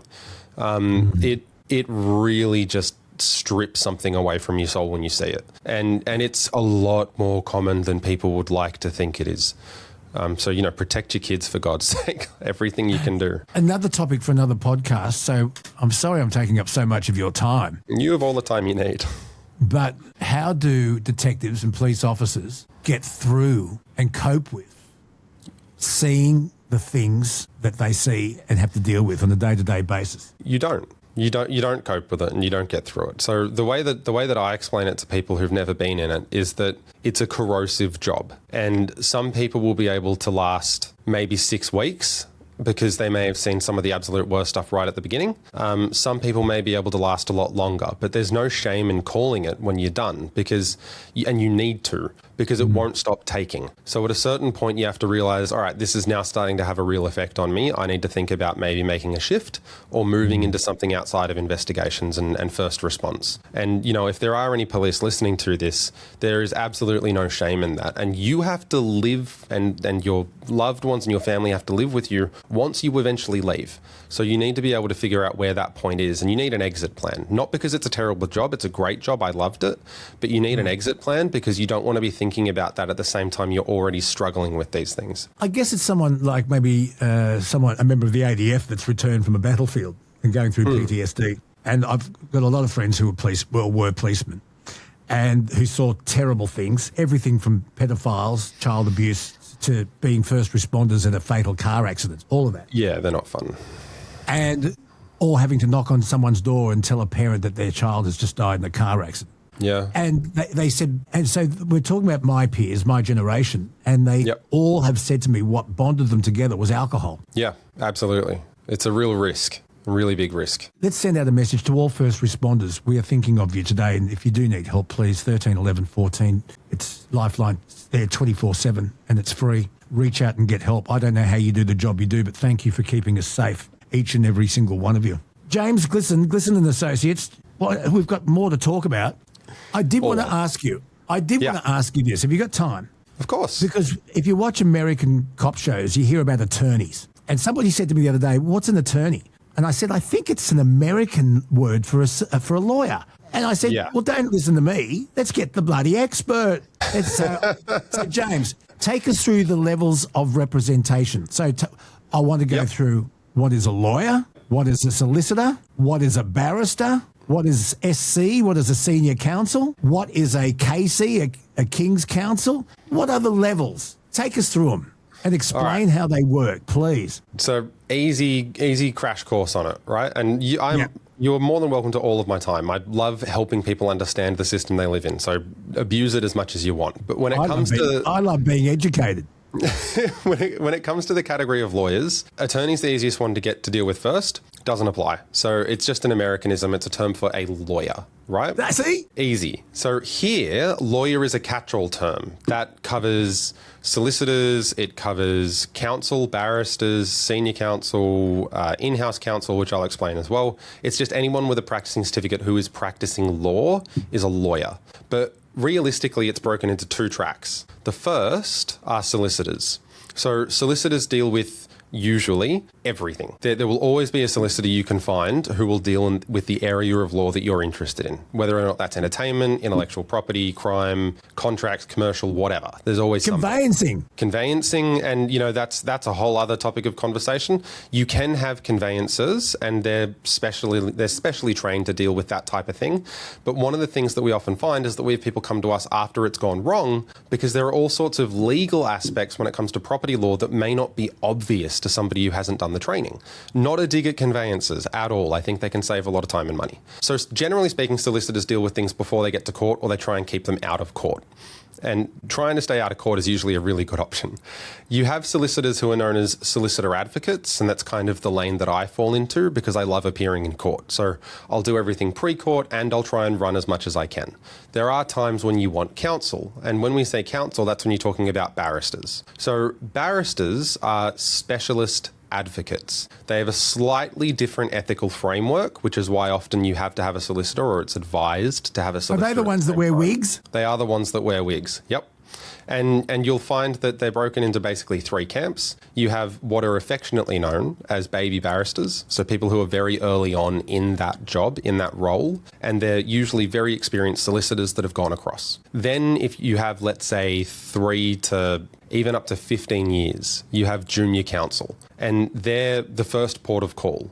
And they specialise in their own aspects, whether or not it's coronials, crime, whatever. Everybody's got their own specialisation, but they only do that. So they can be very good value for money, very good value for money. Then you have senior counsel, And senior counsel is a bit different. So senior counsel, it's not just a time-based thing. You have to be recognised by other senior counsel, by the bench, by judges as being trustworthy, somebody with integrity, somebody very good at the job, very good at what they do. Because trust is a big thing. Your reputation is worth everything in this profession. And then you talk about King's Counsel, or what used to be Queen's Counsel. In New South Wales, there's a really easy way to think about this. This applies across the entire country, but this particular aspect for New South Wales. If you have somebody who's a King's Counsel, KC, and that could be a male or a female barrister. Used to be QC, yeah. Used to be QC. Whoever the monarch is at the time, it changes to Q or K. They are somebody who was senior counsel pre-1993. So they have a minimum of, 33 years experience as senior counsel. We stopped doing it in 1993. I'm not exactly sure why. So anybody who's senior counsel, same role, same requirement for seniority, but they just won't have that additional 33 years by the very nature of the fact that it stopped. And then the last one, because this can get a bit confusing, is in-house counsel. So they're not barristers, even though they're referred to as counsel. And they're solicitors, but they're not independent like I am. So I work for myself. I work in our own legal services company, which means that anybody who comes, my relationship with them, my job is not based on them liking what I have to say. In fact, usually they don't like what I have to say if it's good advice, right? The reason that in-house counsel can be great is because it stops people from needing to have a retainer with a law firm, which can be quite expensive, and they just come on as employees and they work 9 to 5. But the risk is, because they're employees and they do a lot of advising that isn't in relation to court, a lot of that advice, it's not clear as to whether or not it's privileged. Whereas anytime somebody comes to me, because it's in relation to a court matter, it is privileged. So I can never reveal it, ever. It becomes a bit grey with in-house counsel. So huge spectrum, but that's the basic breakdown of everybody in the legal zoo. Yes, it's very confusing. You still haven't seen The Castle, have you? No, I'm working on it. I promise you I'm working on it. As soon as I get an hour and a half, 2 hours free time, I will watch it. Dennis Denuto is the character's name, and he's the solicitor. Yep. Who's representing the family in court over compulsory acquisition of their home. Okay. And he's trying to argue his case in court. He's completely lost, and that's where the whole thing about the Constitution comes up. It's just the vibe. It's just the vibe. I know the quotes. I can't believe I've never seen it. I love TV lawyers, by the way. They always make me crack up. I think they're great. And so anyway, while they're outside having a smoke, while they're waiting for the judge's verdict, that's when he meets Charles Bud Tingwell, who's he says, "Oh, I'm a QC." What's that, Dale? Oh, they're the lawyers rich people get. All right, I have to watch it. I'm gonna look. Next time we speak with each other. How many times have I got to tell you this? Probably at least 3 more. I promise you, I'm trying. I just have no free time at the moment. I know, but this is so worth it. As soon as you finish, you watch. I'll get a text from you, and you'll go, "Thank you." You know what? You probably will, and I'll probably do some kind of breakdown on it as to how realistic it is and what the fun parts are. But I will watch it. I promise. Okay. I don't give out homework often. I'm giving you. Okay, James Glisson, and you watch this. I'm going to get a text, probably 1 o'clock in the morning, 2 o'clock, it doesn't matter, text, and you'll go, "Thank you." Yeah. James Glisson and Associates, and how do people see your podcast? Because it's so good. Thank you. Yeah, it's on YouTube. I'm also now on Apple Podcasts and Spotify. I'm trying to get it all across, so for people who want to listen to it on a commute, they don't have to watch. But YouTube's the main one at this point. So it's just my name, James Glisson, Glissan, relatively easy to find. if you've got a question for James, let us know, lukebonerradioguy@gmail.com. You know how to contact me. And down the track, when only after he's watched The Castle, and we'll get James back. And if you haven't got time to give me, and you've been so generous, well, I don't know how many billing hours the invoice is going to have on it, but thank you. But thank you very, very much. If people do have a question, I'll tell you what I'll do. I'll email it to you, and you might be able to slot it into your podcast at some point. All right. I'll tell you what, just because I like a good pun, we'll do this pro bono. No fee. That's very good. That's very, very good, my learned friend. James Glisson, you are a star. Thank you so much. Thanks, mate. And thanks to your listeners. I appreciate everyone's time, genuinely. Everybody wants that peace of mind. I'll be honest with you. We had been trying to eradicate pests for a long time. And then Kelsey keeps turning up. Hey! In all seriousness, If you want real peace of mind, talk to my mate Andrew from Pestrol. I've known Andrew for over 20 years and his team know exactly how to deal with this stuff. The best part? It's all DIY. You don't have to call someone out straight away. Start simple. Grab a Pestrol rodent-free max. You just plug it into the wall. There are no poisons, no traps. It just goes straight to work and drives the pests away. They've got over 5,000 products. So if it's crawling, flying or chewing in the house, in your shed, in your garage, out at the farm, they have got a product for it. Jump online to pestrol.com.au. And this is important. Use the code BONA, B-O-N-A. Use that code and you get free delivery. Don't forget it, B-O-N-A at checkout. It lets them know you came from the Bonafide podcast and it really helps support what we do here. Helps keep this little pest Kelsey around too. Hey, yeah. She needs a roof over her head without any pests in it. Back to the script. Head to pestrol.com.au. Do it now. Problem solved. Dirty truck putting food on my table. Got a fat kid who is lazy and an asshole. Just a trucky boy you made. I put food on your woolly shelf. You may let's be safe and look after yourself. I appreciate a little room and when they moved over. Thank you for your patience. Thank you forever. Well, by now, everybody listening has heard of MND, Motor Neurone Disease, an insidious disease that slowly eats away at a person. We're going to talk about that in more detail now because recently, this week, we heard of the Rabbitohs footballer Jay Arrow revealing that he's retiring from the NRL due to MND.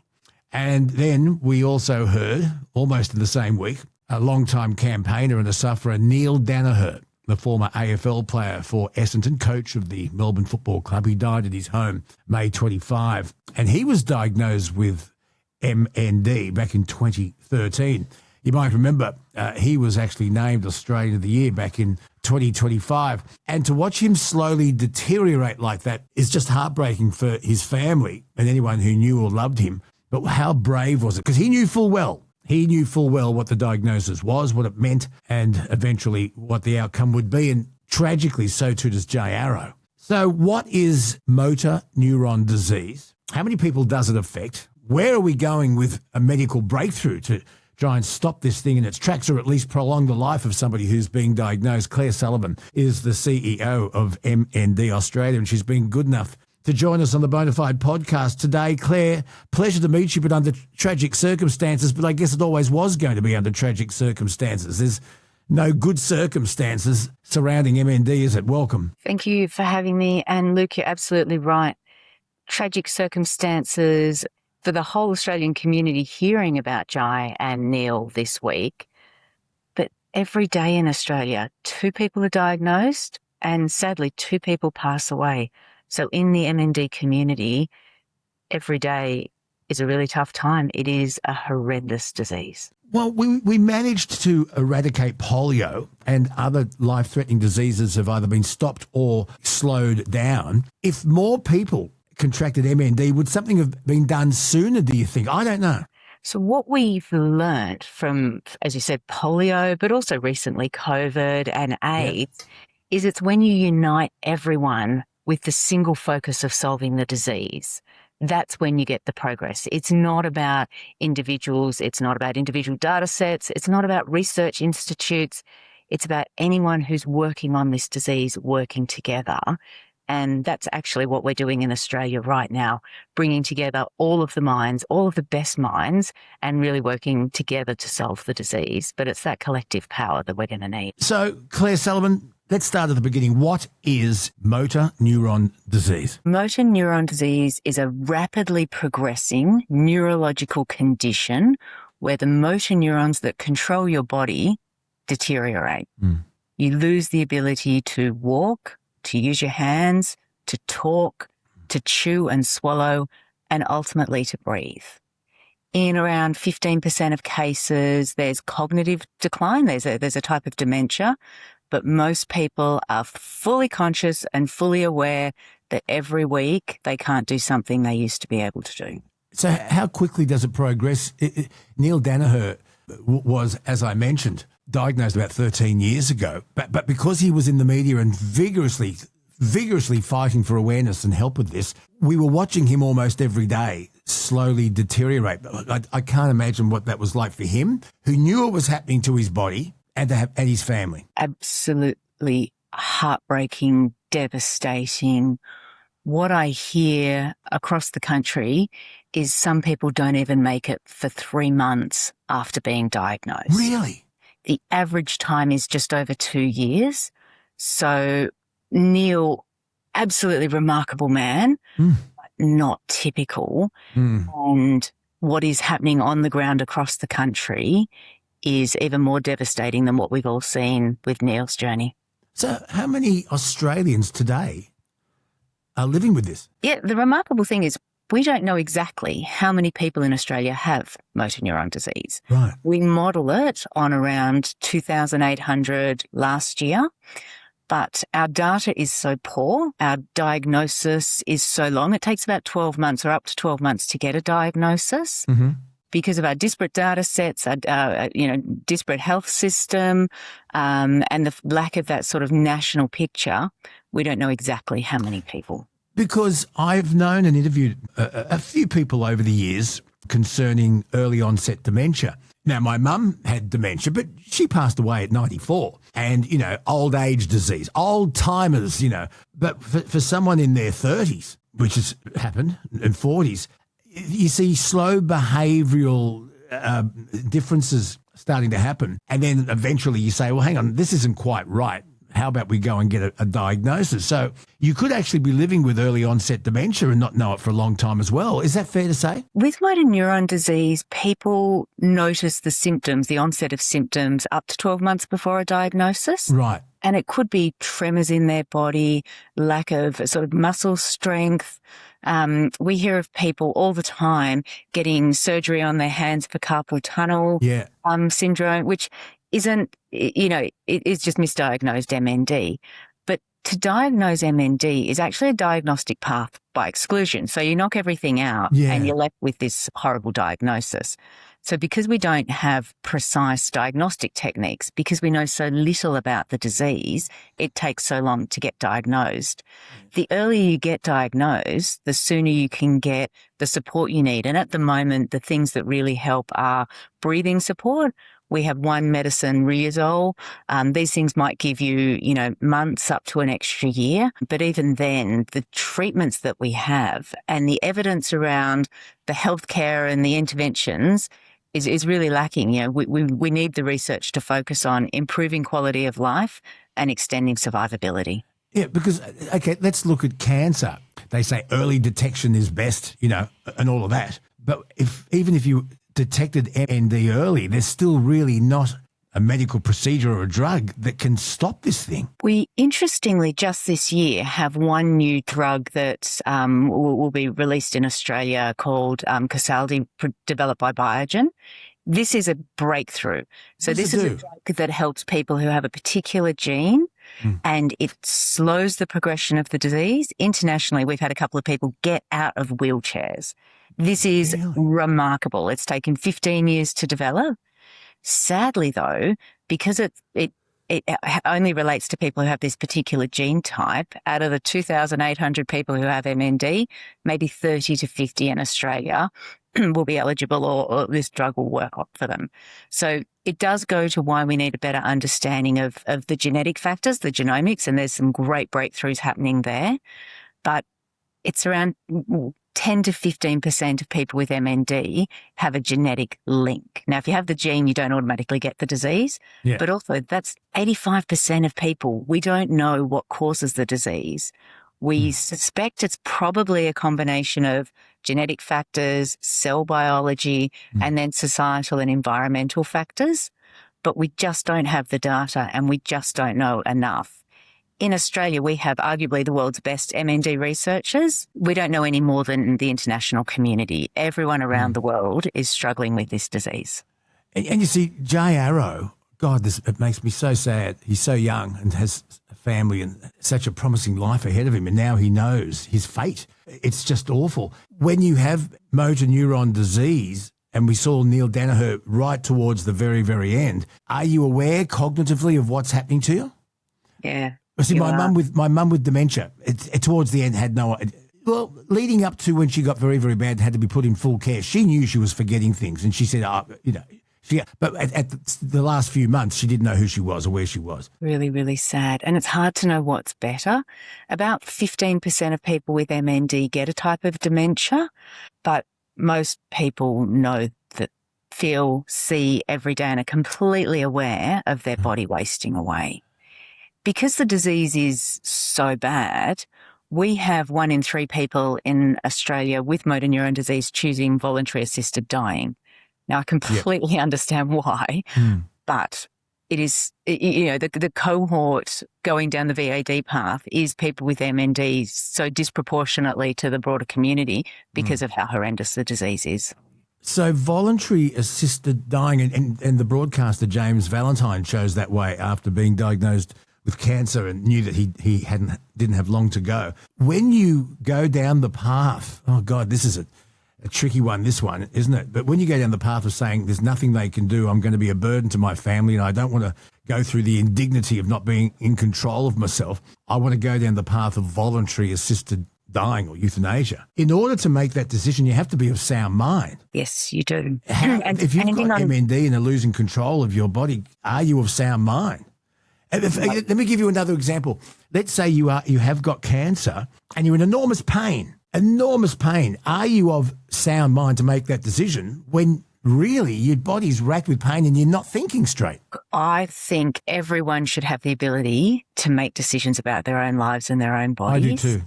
People with MND are in a terrible, terrible state, particularly towards the end. There's pain, there's the loss of function, there's the impact on their families.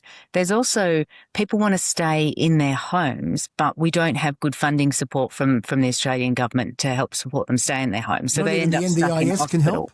It helps plenty of other people with less serious problems. Interestingly, the NDIS is working really well for people with MND at the moment.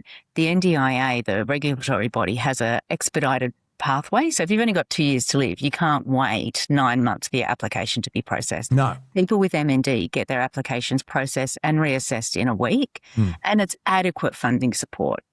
60 or 70% of our guys are 65 and over and are only eligible for aged care funding support, which is barely a quarter, and it's not adequate to stay in their home. So the disconnect between the two systems, the arbitrary divide, isn't working for people with MND, but there's no amount of money that can buy you time. No. And that's where the research and the care interventions need to improve and are making the difference, because it's the time. This disease affects billionaires the same way it affects, people struggling to get by. Our healthcare system in Australia, I would argue, is largely broken. We don't have enough money going into the healthcare system and looking at preventative health. And that's why I see in our community and the neurological community a lot of pressure on the NDIS and the aged care system, because when you get this disease, you think that your healthcare, your GP, the specialists, the hospitals will be able to provide the adequate care for you, and they just don't. And it varies so much depending on where you live. What sort of bloke was Neil Daniher? Neil Daniher was one of the most tenacious men I've ever met. Tell me about him. So Neil, I didn't know him prior to diagnosis, but I certainly have heard a lot about his career, his professional career, and I think that absolute focus on goals, on outcomes, on achievement we saw in his professional career. When he was struck down by this horrible diagnosis, he was absolutely determined to do everything he could. He was. And he and his family and his friends and his professional acquaintances and the entire AFL community did exactly that. They rallied behind him and did everything they can to raise an enormous amount of money, over $140 million, to improve research and to increase awareness. When Neil got diagnosed 13 years ago, no one knew what MND was. Now most people do. And the research capacity is improved. An amazing man, And I look at the sea of the blue big freeze beanies, for example, at the football. And I think of Glenn McGrath and the pink ribbon test, for example. It's amazing what you can do, but it's getting the general public to understand and take part and to realise how serious it is, what both with pink ribbons and breast cancer awareness, and now the big freeze blue beanies. It's That's extraordinary. Yeah, you're absolutely right. The sea of blue at the King's birthday game that's coming up and all the associated awareness is amazing.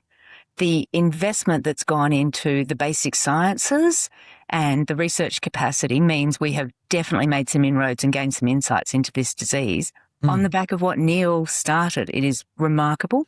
And I think the Fight MND organisational capacity will continue, and that partnership with the AFL will continue to make a massive difference to this community.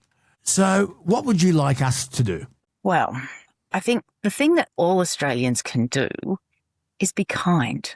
I hear of disability discrimination across the country. I get frustrated when someone's slow in front of me walking in a shopping centre, but we don't know what's going on with those people, and they could have this diagnosis, this disease, and they've done nothing wrong.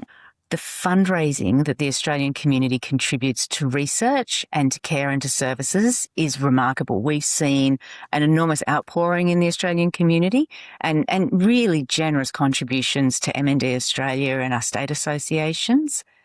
And then I think it's up to all of us to be politically aware. Our government should be investing in better health. They should be investing in funding support for people like Neil, like Jai, like the people who have MND through the NDIS and the aged care system.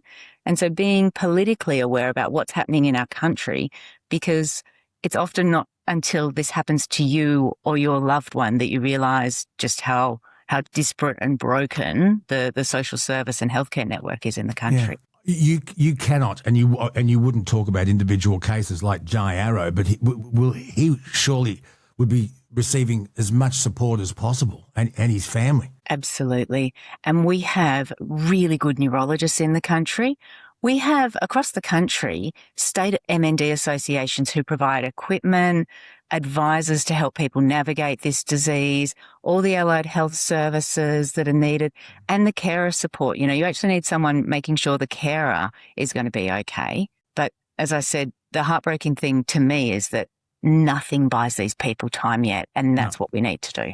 Yeah, I mentioned the pink ribbon test and the McGrath Foundation, and now with the Big Freeze Fight MND blue beanies, which is just so effective. It's really, and I'm struggling to think of. I go back a long time now to Red Nose Day and sudden death infant syndrome and the Red Nose Day thing. But to be able to get that kind of cut through and traction, you've got to somehow really get inside the psyche of the everyday Australian and make them understand. I think they're absolutely remarkable campaigns and remarkable outcomes that those charities have achieved. Yeah. At the moment, almost 50% of the money that's needed to help the on-the-ground services comes from fundraising. It comes from the Australian community. We have a really generous community in Australia, and we need that fundraising. We need those donations. But I would also argue that the Australian community shouldn't be contributing by fundraising. These are government services that we should be demanding our governments deliver. But in the absence of that, the Australian community is filling the gap, and it's amazing that we're so generous. So Clare Sullivan, Clare Sullivan, what would you like my listeners to do? I would like your listeners to join the national mission to solve this disease, to give generously as they can to mndaustralia.org.au, to support people who have this disease and disabilities, and to be politically active where they can. I'd like to say it's been a pleasure to talk to you. It has, but it's under terrible circumstances this week, isn't it? It is. It is a really heartbreaking time. But Luke, I really enjoyed talking to you and really enjoyed the fact that your listeners will now know a little bit more about this disease. Thanks. Can we stay in touch? Yeah, definitely. That would be great. The next 5 years for this disease will be remarkable. So love to catch up again. We will. Clare Sullivan, thank you so much, CEO of Motor Neurone Disease, or MND Australia. Welcome to a show called The Man Cave. Man Cave. With Boner on the mic, it's a good day. Good day. Adam McDonald, producing all the goods. Have a good time on a Friday. Or anytime. Folks, it is time for another Man Cave where we get together with the Vice Captain Adam McDonald, the King of Memorabilia, Evans Hastings Auctions and Sales, and the millennial who is obviously well prepared for today's Man Cave because she's got lipstick on. Can you see that, Adam? She's dressed up to the nines. You're making me go on camera, so she's still wearing a hoodie and picking split ends out of her hair. So we're halfway there. I mean, I'm just jealous. Let's be honest. Yeah. I see red. I see blue. I see green. No, split ends. Oh, see, Adam, you see what I'm dealing with? There's no history here, is there? You see what I'm dealing with? Speaking of history, I wanted to start off today's show with this. Romper, bumper, stomper, No, do. not again. Tell me, do. Magic mirror, tell me today. Have all my friends had fun at play? We've been going on a bit of a romper room rant the last couple of weeks, brother Adam. Yeah. And I don't know, it's brought back a lot of memories for a lot of people. It's way out of Kelsey's league and maybe a bit out of yours. But Romper Room was an absolute institution on children's television, Channel 7, back in the day. And I forget how we got onto it 2 weeks ago, but I've become obsessed with it. And Brother Adam, a little bit later, you're going to see if you can find us some Romper Room memorabilia. Is it out there? There is a little bit out there. It's not a great deal because that sort of era, merchandise and memorabilia, it was used, you know, like they came out, they had records, they had cups and plate sets, they had a little wind-up Jack in the Box. Interesting thing about Romper Room, the punching ball? The punch ball, yeah, punch the ball. Punching is such fun. Good on you. Yeah, so I'm all down for this. Kelsey, my knowledge level is just, it's up there. You know everything. Can you still buy the wooden horses? Oh, come with us and gallop? Yeah, they'd be out there. But interesting thing about Romper Room, it was an American franchise that went worldwide. Was it? Yes, it started in America. So I found a bit of American collectibles where they released like a Buddy L truck, a Romper Room truck. Buddy L's like the American version of Tonka. Trucks. Those sort of model trucks. So Romper Room and Buddy L got together and made a couple of trucks. But it went everywhere. Like there was a Japanese version, there was a Portuguese version. It was a worldwide phenomenon. Romper Room was all over the place. And those songs that we were just talking about, you'd always start off with, Ready Please Mr. Music. Mr. Music, that's right. And you can buy records. I found a record called Ready Please Mr. Music. And it would play all the songs that they sing on the show. And it was directly targeted to kids under 5. Before they started school. Yeah, that's right. And it was a little bit of a reprieve for mum. Traditionally, it was mum that was at home.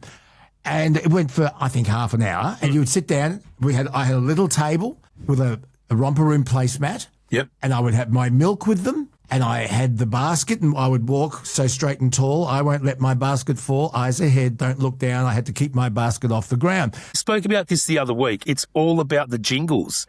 Kelsey doesn't get jingles. Like, oh, no, I get it. I get it. We remember it. Like you can remember anything if it's in form of a jingle. Well, probably the most iconic jingle in the history of Australian advertising wasn't a Mojo. It was We're Happy Little Vegemites, and it puts a rose in every cheek. And that song saved the product, which was owned by Kraft America, but it was an Australian invention because the number one spread after your traditional jams and peanut butter and honeys was Marmite, which was British. And because of the First World War, those ships couldn't get through, and they saw a gap in the market.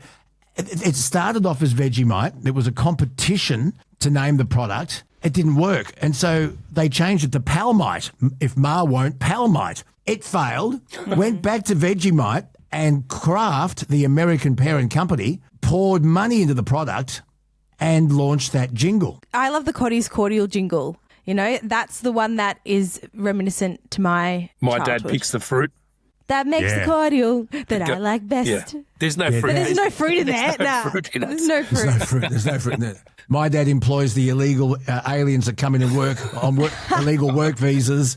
Hey, Romper Room, and we'll get to the memorabilia a bit later, Adam, but Romper Room didn't have a jingle with words. It was instrumental, and it was Pop Goes the Weasel. And that would come the thing. I found one of those Jack in the Boxes, they're called. Jack in the Box. Where you wind it up. Yeah, I found one of those online that was Romper Room sponsored. There you go. So, all right, so we've started something here. Let's bring back Romper Room. Kelsey, there's a couple of news stories I wanted to share with you guys. We had a massive response to our chat with Senator Shoebridge. Mm-hmm. David Shoebridge, Adam, is a Greens senator, and I had a chat with him about a few things. But what happened was he was going to the Nimbin, was it the Nimbin Music Festival? Anyway, Mardi Gras. That's it, the Nimbin Mardi Gras. And he said hundreds of people were being stopped by police, and they weren't just breathalyzing them, they were scraping their tongues, and people were getting busted because they showed a positive reaction to cannabis. And he says it was nothing but vilification, and he says cannabis should be completely legalized. They're trying to catch anybody with the slightest trace of cannabis in their system because we have really cooked drug driving laws. The drug driving laws say that if you had a joint a week ago, no danger to driving, you had a joint a week ago and they test you and they can get the tiniest amount of cannabis in your system, they are going to give you a $1,500 fine and cancel your license on the spot. And that is crazy unfair. Andrew said, I would much rather be on the road with a person who had a smoke of weed the night before than someone who was hungover from a night on the terps but has just passed a breath test. What do you guys think? Well, Andrew's not a doctor. I think they're the same evil. I think it should. I think they should. I personally think they should legalise it, and it'd be the same as drink driving. Like it impairs your decision making, no doubt. So my point with Senator Shoebridge was, okay, I get all that, but with alcohol, whether you agree with it or not, there is a benchmark of 0.05. 0.05 and over, it's illegal. 0.05 can affect different people different ways, but that's the benchmark we have to live with. What is the THC benchmark? We haven't worked that out yet. At what mark, at what point, at what line in the sand do we say you can have this much THC and you're fine? That's right. And over this much you're not. How do we arrive at that benchmark? That's all I'm asking. Well, it can be done because they do it in European countries. Mark said the offence is detection, not like alcohol where the test is for volume. So that's kind of what you're saying, Luke. We also had a comment from Michael here. He said, apple cider vinegar, have a bottle handy. A quiet gargle works every time. Now, we are not condoning this. No, we shouldn't even be broadcasting that, Kelsey. No, but I did look it up and it said, no, there is no scientific evidence that apple cider vinegar can make weed undetectable on a mouth swab. Now, speaking of, I guess, like shonky drugs, there was this one comment, right? Shane said... Are you on shonky drugs now, Kelsey? Yeah. You go wash your face. Go stand out in the rain for a sec. I know. Well, I just thought this comment was interesting because I've never heard of this before. Yeah. Shane said, eat a poppy seed and orange muffin and see what happens. And then Fred replied to that and said, I worked at a certain mine site in Queensland. They did a blanket test for the site and we had so many fails it wasn't funny.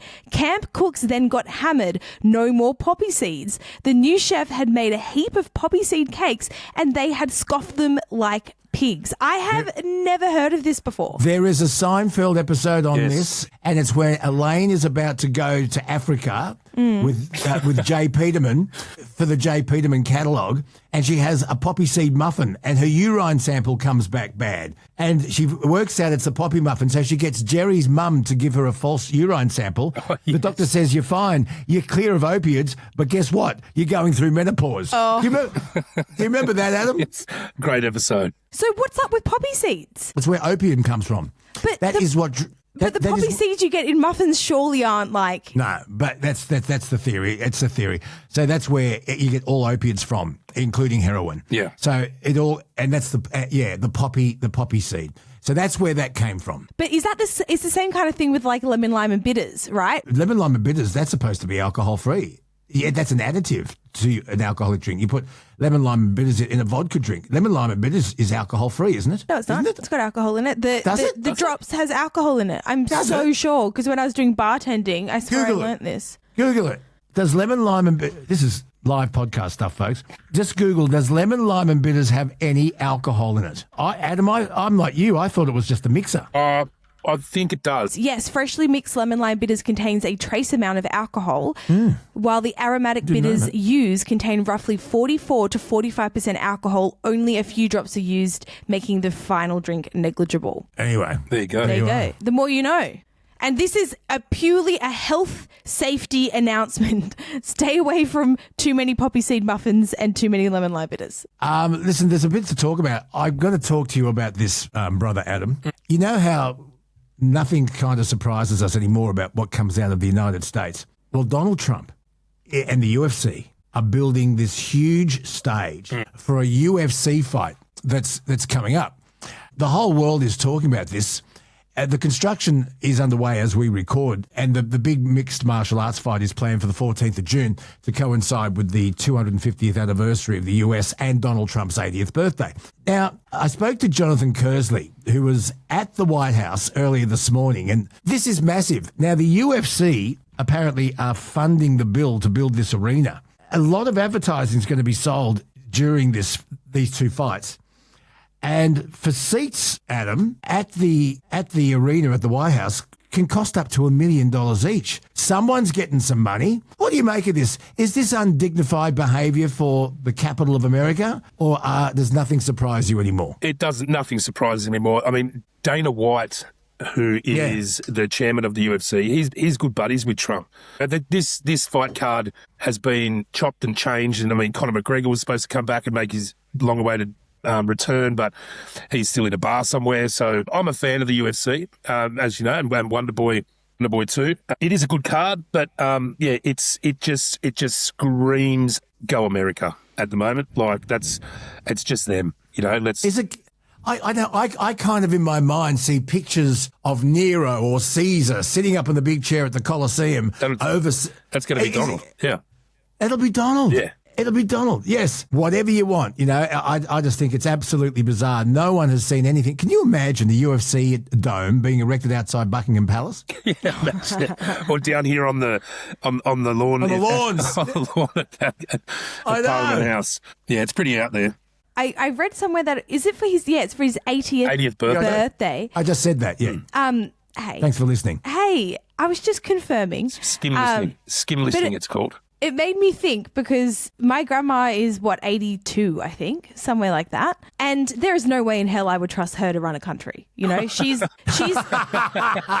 just mean that she's old, right? Like she's, you know, kind of only just getting around the place. And how old was the other fella? What was his name? Joe. How old was he? Oh, he was old. He was old as well. He's currently 83 years old. Okay, so he's only 3 years older than Trumpy. Joe Biden, he used to fall asleep everywhere. Yeah, he did. My dear old mum turns 77 next weekend. Every time I see her, there's another dent in her car. Yeah. Like, my sister and myself had the big sit down and said, righto, Mum, it's time for you to sell the house and go and live in an over 55s where people can help you out.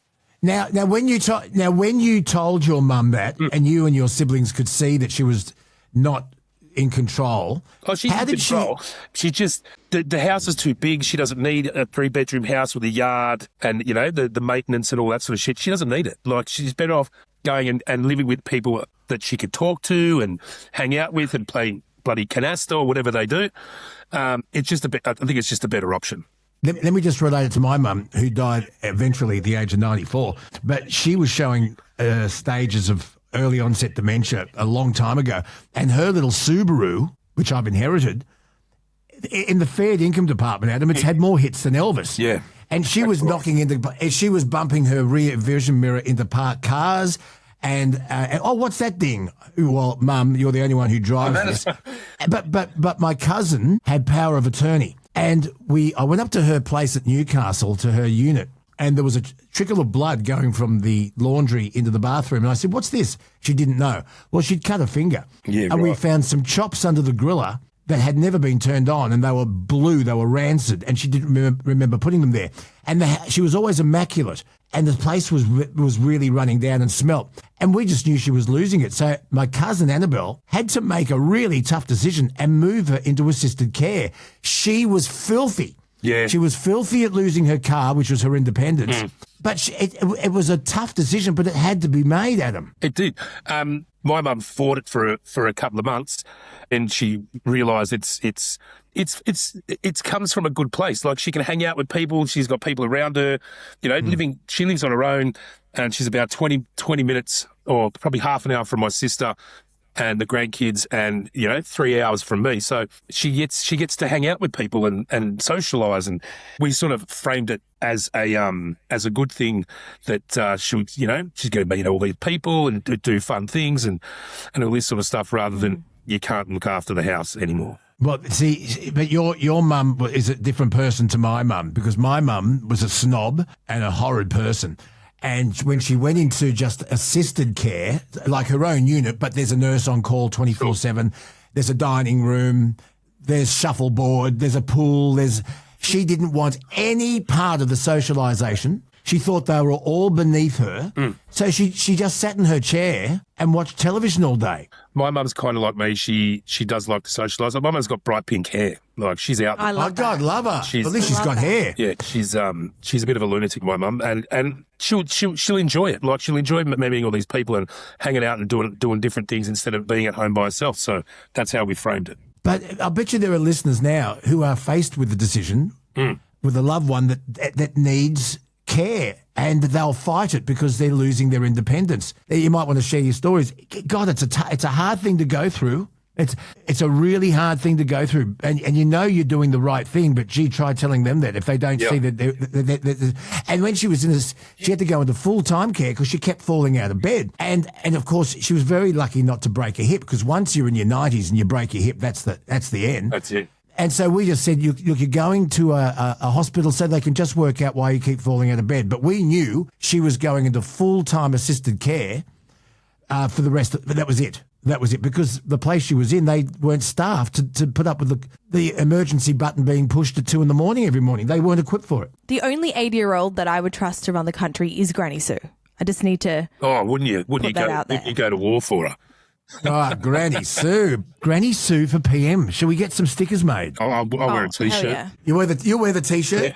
Granny Sue for PM. I love that. Let's get her back on soon, but we've got to ask her what her policies would be. Yeah, well, we'll give her, Granny Sue, this is your warning to start thinking of your policies. Yep. Minimum of 5 policies that would enforce. Yeah. Yeah. Yeah. Now, Kelsey, I want you to take me through this story that you have found. Adam, listen to this. This is a bloke who performed a DIY leg amputation. Kelsey, listen to this. So we were actually sent this story by a listener, and it is quite bizarre, and it's also sad. Kalmantal, he was killed 4 years ago. He was a 66-year-old grandfather living in Queensland. Now, he had a really sore leg, right? And he had approached several people to amputate it for money, right? He finally came across 41-year-old John Yalu. He was a farm worker from Vanuatu, and he agreed to do the leg amputation for $5,000. Hang on, he was looking for people to cut off his leg because his leg was in pain, and he was just going up to Neville Nobodies. He had asked several he would people. say, have you got a hacksaw? Are you okay to use it? Is that what he was doing? Apparently. Anyway, so Jesus. He comes across Yalu. Yalu agrees. They go to a park in the morning and they use sticky tape and shopping bags as the tourniquet for the wound. And obviously he bleeds out and unfortunately he dies. Now, Yalu was on trial for murder and manslaughter, and the jury at one point had to ask the judge, how do we employ common sense in this matter? So anyway, the verdict came back. He was found not guilty of murder, but guilty of manslaughter. And I believe that he has just been sentenced. What was the sentence? Bizarre story. So 9 years in prison. This one's got me. I know. The guy, he's advertised, someone chopped my leg off. What did he use for, pain relief? Yeah, what was the anaesthetic? I don't know anything about the aesthetic. He biting a stick like the old westerns. A bottle of whiskey and... Bottle of whiskey and a stick. Yeah. Yeah, Oh. yep. And they quite literally used like a hacksaw? What's a hacksaw? I'll tell you a story. A hacksaw is what you cut metal with. I think it was maybe electric though, because Tal, the guy that was killed, he showed Yalu how to use the saw that he was going to be using. So it's not like he was like coerced into getting his leg chopped off. Also, don't you think it's like quite a sad reflection of the medical system if this guy was so desperate to get help that he was approaching randos to chop his leg off? I'll tell you a story. When I had my accident 7 years ago, during the healing process, I contacted my doctor and asked about amputation because my left leg was I was in pain 24 hours a day. And I just thought, you know what? Chop it off. I'll just get rid of it. Yeah. And they talked me down. They totally talked me off the edge of that cliff, saying this is the issues you'll find. This is not how easy it is. This. And I had a consultation for about an hour and a half with a specialist talking me down. Just check this. They used a buzzsaw, and I've got that up on the screen. It's like a concrete saw. Yeah. It's a concrete saw. That has got to be. I reckon this will come up in one of the worst ways to die videos pretty soon. Well, just remember, Adam. Adam, you'd remember this. Go back to April 2003. They made a movie about it. And there was this bloke called Aaron Ralston, and he was a climber. And he was canyoneering in Blue John Canyon in southeastern Utah, and he got trapped. And this guy, Kelsey, cut his own arm off at the joint. Yeah, was that called 127 hours or something? Yeah, I think it was, yeah. Yeah, that is, I don't have it in me to do that. I would be dead. I don't say that, Kelsey. You put yourself Really? You're in that position. It's either the arm comes off or I'm going to die. Like the things that people will do to save themselves, to survive that that fight or flight mode, you'd be surprised.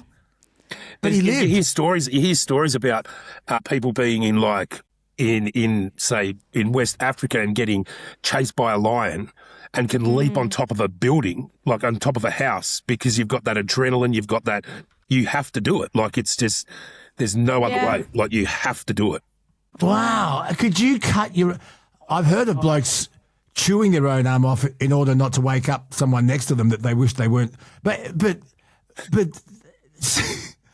seriously, could you folks cut off your own arm at the joint at the elbow to save yourself? I think he was trapped for 6 days before he came to that decision. Well, how do you do that? You've been there for 6 days. You're not eating. You're not. How do you not pass out though? I know, Kelsey. It was the film was called 127 Hours. Did you say that? Yeah, I'm pretty sure it was called that. Yeah. 127 hours. Yeah, I have a great uncle who I don't think he's not with us anymore. This was told to me by a number of family members, and he shot his foot off. And what happened was he was originally from Burke, and they're out sitting around the fire having a drink out in the outback, and he's gone to bed having had a few drinks at him, and he's got his hat on his foot. So he always used to sleep out like that with his hat. He's woken up, and a lot. This happens with a lot of Indigenous people. They're scared of the spirits. You start off sitting around the fire, looking at the fire. By the end of the night, your back's at the fire because you're looking out for spirits. So anyway, he's lying down, and he's woken up with one eye, and he's moved his foot, and he saw the hat move. So he's picked up his shotgun, bam! No. And he said, I shot my foot right off. Oh. I thought those spirits were coming to get me. It's exactly what he said. And he shot his own foot off. Oh my God. That is true story. And I'm related to this. He sounds like he's got a pretty good attitude about it. So I mean, it's a true story. I shot my foot clean off. I thought the spirits were going to come and get me. Quote. My father, he had, he was in the military, and we used to be like live on military bases, and they used to have like fair days where you'd go and have all these activities for the kids. And they had, this is back in the 80s when, safety was a bit more lax. And they had this mortar gun that you'd drop the bullet down the pipe of the mortar gun, and then a couple of seconds later it'd shoot out. And so what the game was, there'd be in a field and a big group of balloons, and the kids would pop this dart down that shoots out. You pop a balloon, you win a prize. So this kid is there, and he puts the dart down and leaves his hand on the top of the mortar. And so my old man slaps his hand away, but as he slaps his hand away, the dart goes through the first knuckle of Dad's finger and takes it clean off, and goes and pops a balloon. And he wins a prize with the dart and the end of his finger on it. And then he was like, he missed the top of from the first knuckle. It was gone. That is horrific. It was a fun time back then.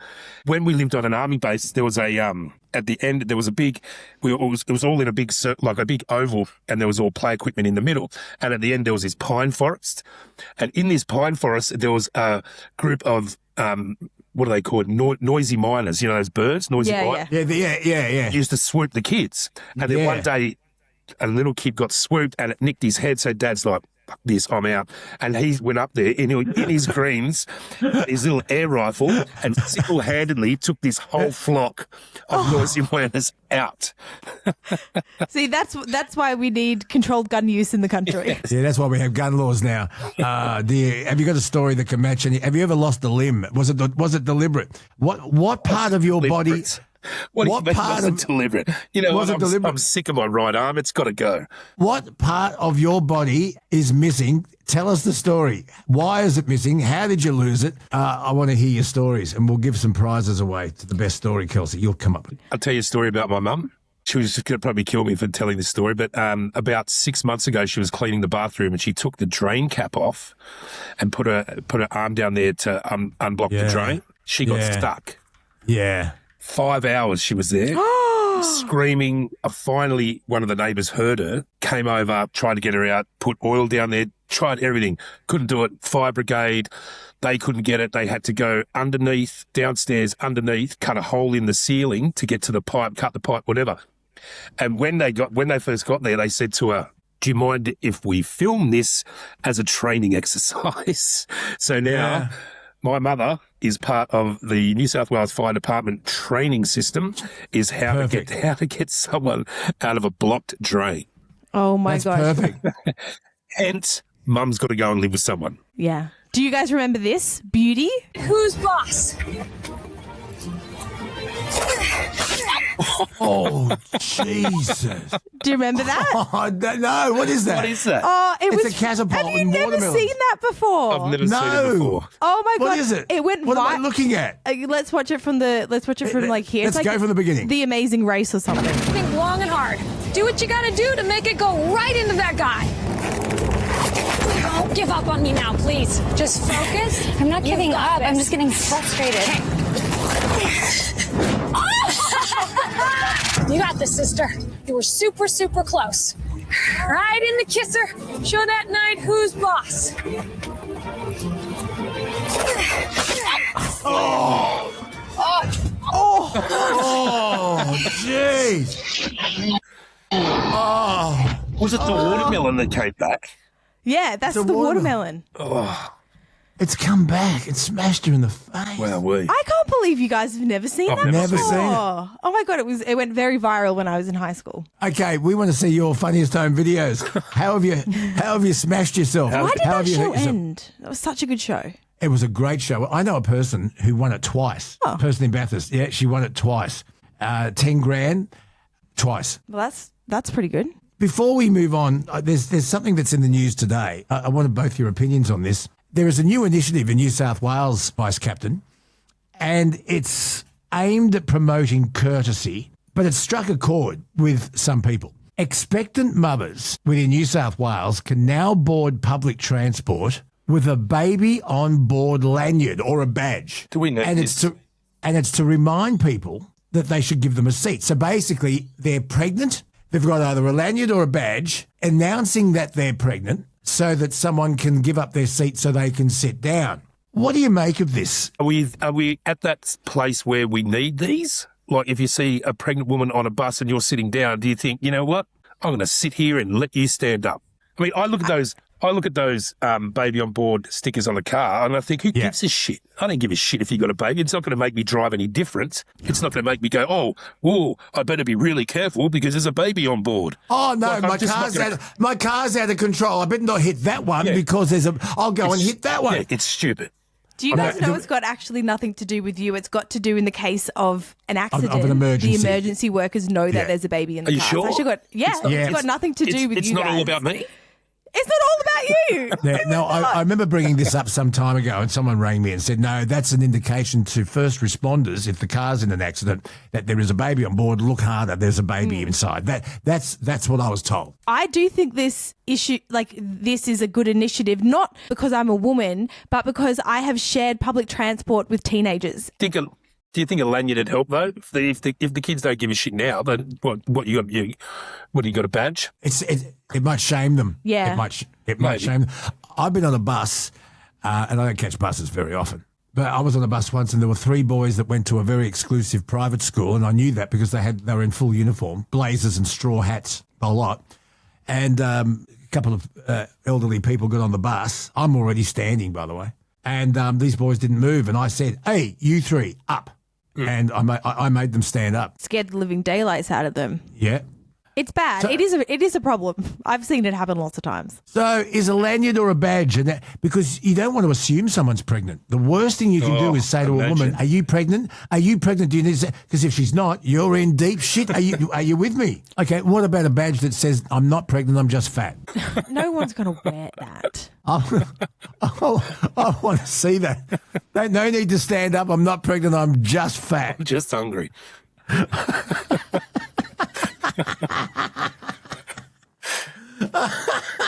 But do you think we're at a point now where men should get up seats for women regardless if they're pregnant or not? That used to be the way. That used to be the way, but women's lib ruined it. And when women said stop opening car doors for us, they didn't say stop paying for dinner, funny enough. But they said... I know you're rage baiting me, Luke, so I'm not taking the bait. Yeah, we can still continue to pay for dinner and the mortgage and the house. And everything. We do everything. But please continue to have babies and have dinner ready. No, but women's lib changed all that. And there was a movement of women saying, please, don't give up your seat. We believe in equality. And we want to break that glass ceiling. I said, I agree, break that glass ceiling. But while you're up there, can you give it a Windex for me? I'm not taking the bait. I'm not taking the bait. I'm not taking the bait. I'm not part of this conversation either, Luke.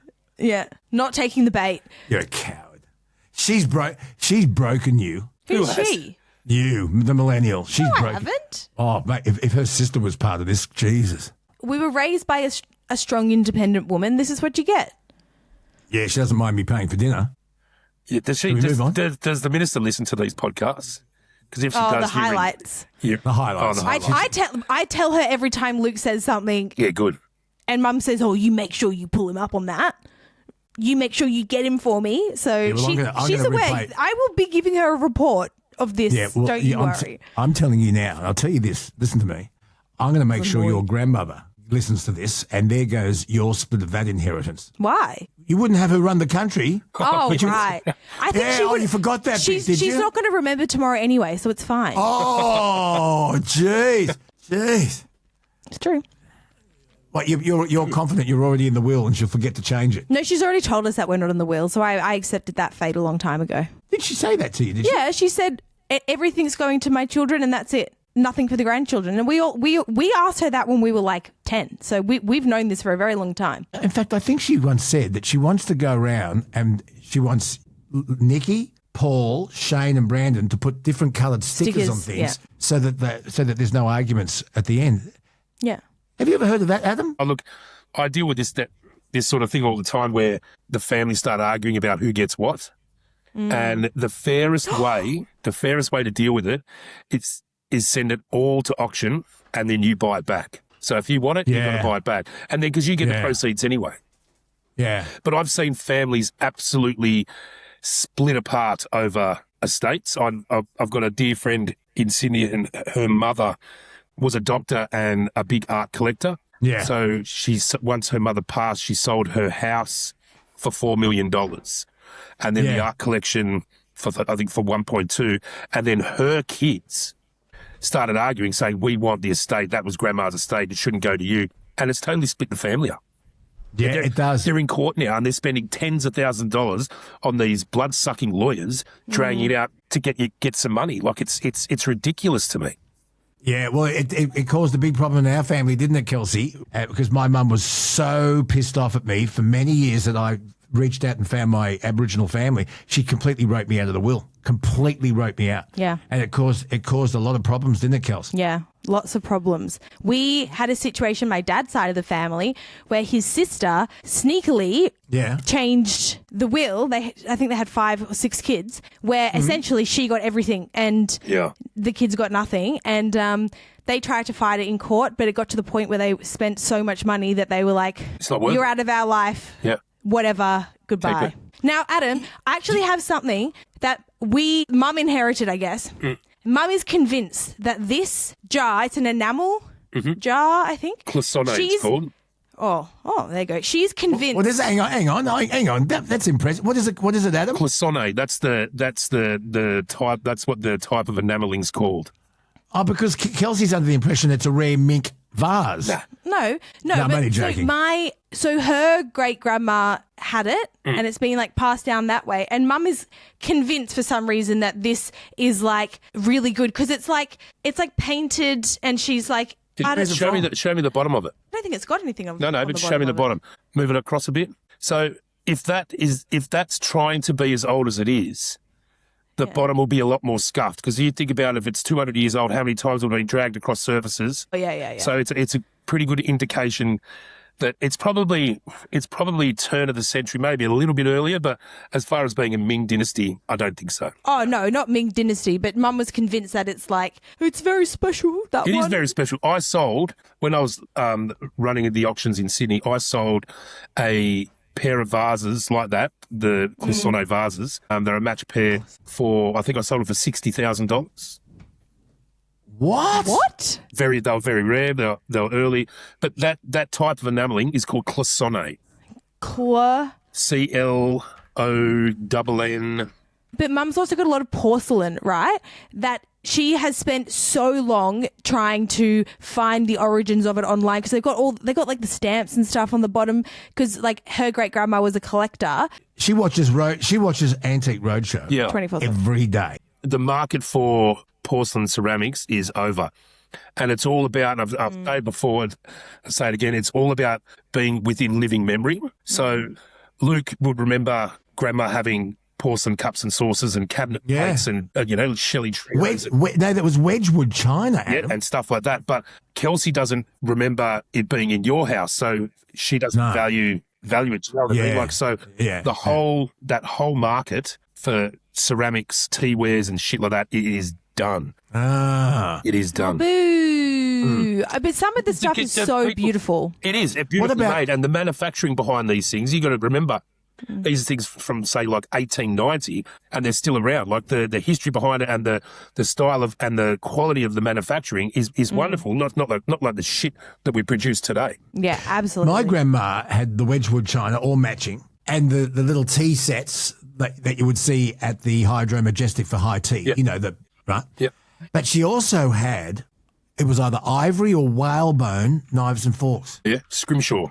Is that worth anything? They're all gone now. Oh, it's all gone. Yeah, it's a bit, that sort of, the ivory market's a bit faux pas with the woke generation these days. It's not much, but I guarantee it would be whalebone. It wouldn't be ivory. Yeah, well, it's all gone, but I can still see it. Yeah. I can still see it. Now, listen, I want to ask you about this. In fact, Kelsey, insert the real one. Romper, bomper, stomper, boo. Tell me, do. Bing bong, knock knock, hey daddy do. Bing bong, tick tock, bebop boom. Flip flop, up, reading my room. Boppity stoppity, romper room. Hey diddle. Did all my friends have fun at play? Just to finish up the romper room jive that we're on, Adam. Romper room nostalgia, memorabilia. Is it out there? What can you get? How much is it? It's not worth a great deal. There was a lot of it out there, but as all that sort of childhood memorabilia, it gets used, it gets played with, it gets broken, it gets lost, it gets dirty, it gets chipped. The most interesting one I found was only about $80 US. Was one of those Jack in the Box. The Jack in the Box, you wind it up and it plays the tune and then all of a sudden... the tune was Pop Goes the Weasel. Yeah, and the tune was Pop Goes... Yeah. And I used to have a romper room doobie. He didn't have a voice, did he, Mr. Doobie? I don't think so. No, he didn't talk. It was just, was it Miss Nancy? Miss Helena. Miss Helena. Miss Nancy might have been the American version. But there might have been a Nancy. The most collectible romper room stuff is the American stuff, like the Buddy L trucks and stuff like that. That's where the money's at. I had absolutely no idea it was an American franchise. There you go. It's Channel 7. Minneapolis, I think it started in. Wow. There you go. And if you go onto YouTube and look for old clips, the kids are real. Oh, yes. The kids are real. And they skip around and they do everything. It was fantastic. And you'd look through the magic mirror. And she never once said, Luke. I can see Adam. I can see Kelsey. She would have said that. She never once, the bitch, Selena, piss off. I'm over you now. What have you got coming up, Adam? Oh, what have I not got coming up? I've got a really good vintage camera sale. It's coming up. Box brownie? Yeah, they're probably a little bit later than that, probably not like 1950s through to 70s. Like I've got a couple of Hasselblads, a couple of Leicas. So keep your eyes on that. I actually went to this gentleman's house and he called me up and he sounded like he was about 110 because he said, I've got a few cameras and I've got a few clocks. So I said, no, I'll go over and have a look. I reckon he's got 500 clocks in his house. Can you imagine it? The ticking? That would suck. Oh, and imagine if the alarms all went off at the same time. Yes, exactly. And he had like... You don't tell me he had cuckoo clocks. Yeah, imagine that. He had all sorts of clocks. A lot of, like, I asked him about it. I said, doesn't it drive you spare? He said, oh, look, I'm partially deaf, so it doesn't really worry me, but my wife hates it. And then he had like 60 high-end cameras, and I've got to go and pick up another collection of cameras today. So keep your eyes peeled on EHVA for the camera sale. Also got a fine art sale that went up online on Tuesday. Some wonderful artworks in there, so have a look. You know the beginning of the Pink Floyd song, Time? No. That drives me mad because it's all clocks ticking. I have a listen to it. It's kind of soothing. When I was a little kid, my mum would have a metronome. You know what a metronome? You know, like a metronome. Yeah. I've got one downstairs, and it just tick along, and it was one, and it put me to sleep. The old metronome. Yeah, the metronome that came with Mum's piano. It's the only thing she gave me, her old piano. Yeah, and it has the metronome on it. Yeah. Now they call them click tracks, Adam. Yeah, right. Adam, good to see you, mate. Thank you very much. If you've got any feedback for us, please leave it. And Kelsey and I also want to know, if you want us to talk to somebody, we'll talk to anyone. Let us know who it is you want us to chase up and why, what questions you'd like us to put to them, and we will do our very, very best. Kelsey, the merch store is open? Yeah, it's open. You can send me some merch? What do we got? Yeah. Oh, I'll show you right now. Show him a photo. Show him a photo. Put the photo up. Oh, what? Because we've had feedback from listeners displaying the merch. Oh, Adam. guess what, Adam? We put beanies up on there. What is this, the wanker thanker thing? There we go. Oh, yeah. Got a beanie. Obviously got our stickers. Got some caps. There you go. Look, I think your name's on this one, Adam. Yeah, the man cave with Adam McDonald. Yeah, well, Adam's got to get one, hasn't he? Yeah, we'll get you one. Surely. And you're in here as well. Adam McDonald, the vice captain. We'll send you a merch pack. Yeah, do Adam, it. how about that? Do it. Good on you, vice captain. You have a very good week. Always good to talk to you. Always We've good to cleared be the here. air. We've talked about some of the most important issues facing Australia and the world. And what we'll do during the week is we'll try and create some problems to talk about Do it. next week. Yeah, give somebody else's podcast content. We'll see what we can do. Hey, listen, Millennial, talk to you soon. Adam McDonald, love you, mate. EHVA, Evans Hastings, the vice captain. Yep, ehva.com.au. Have a look. Thank you so much for listening. The merch store is open. We want your comments. We want your thoughts. We want suggestions. And we so appreciate your company here on the Bonafide podcast. So until next time, Kelsey, you take care of yourself. You don't have a thought of the day? Got a thought for you. Yeah. Yeah, I've got a thought for you. I've decided I might be a vegetarian. Oh, God. Yeah, okay. Where's this going? Well, wheat makes beer. Mm-hmm. Corn makes bourbon. Grapes make wine. Mm-hmm. Potatoes Vodka. make vodka. And it also proves you can't get pissed without farmers. Hear. Goodbye. Well, that's us for another one. But before you go, don't spend another night laying awake listening to things moving in the ceiling and the walls. If you want that peace of mind, well, get on the front foot and head to pestrol.com.au. Like I said, I've known Andrew for over 20 years, way over 20 years, as a matter of fact. He's a good mate, he's a good man, and his gear actually works. Otherwise, I wouldn't endorse it. If it's crawling, flying, or chewing, or messing up your bathroom, talking to you, Hey. Pestrol has the answer. Is there a product called Kelsby Gone? Grab what you need. Remember, this is important. Use the code BONA, B-O-N-A, to get your free delivery. And it helps us keep the lights on here at the show. Stay safe.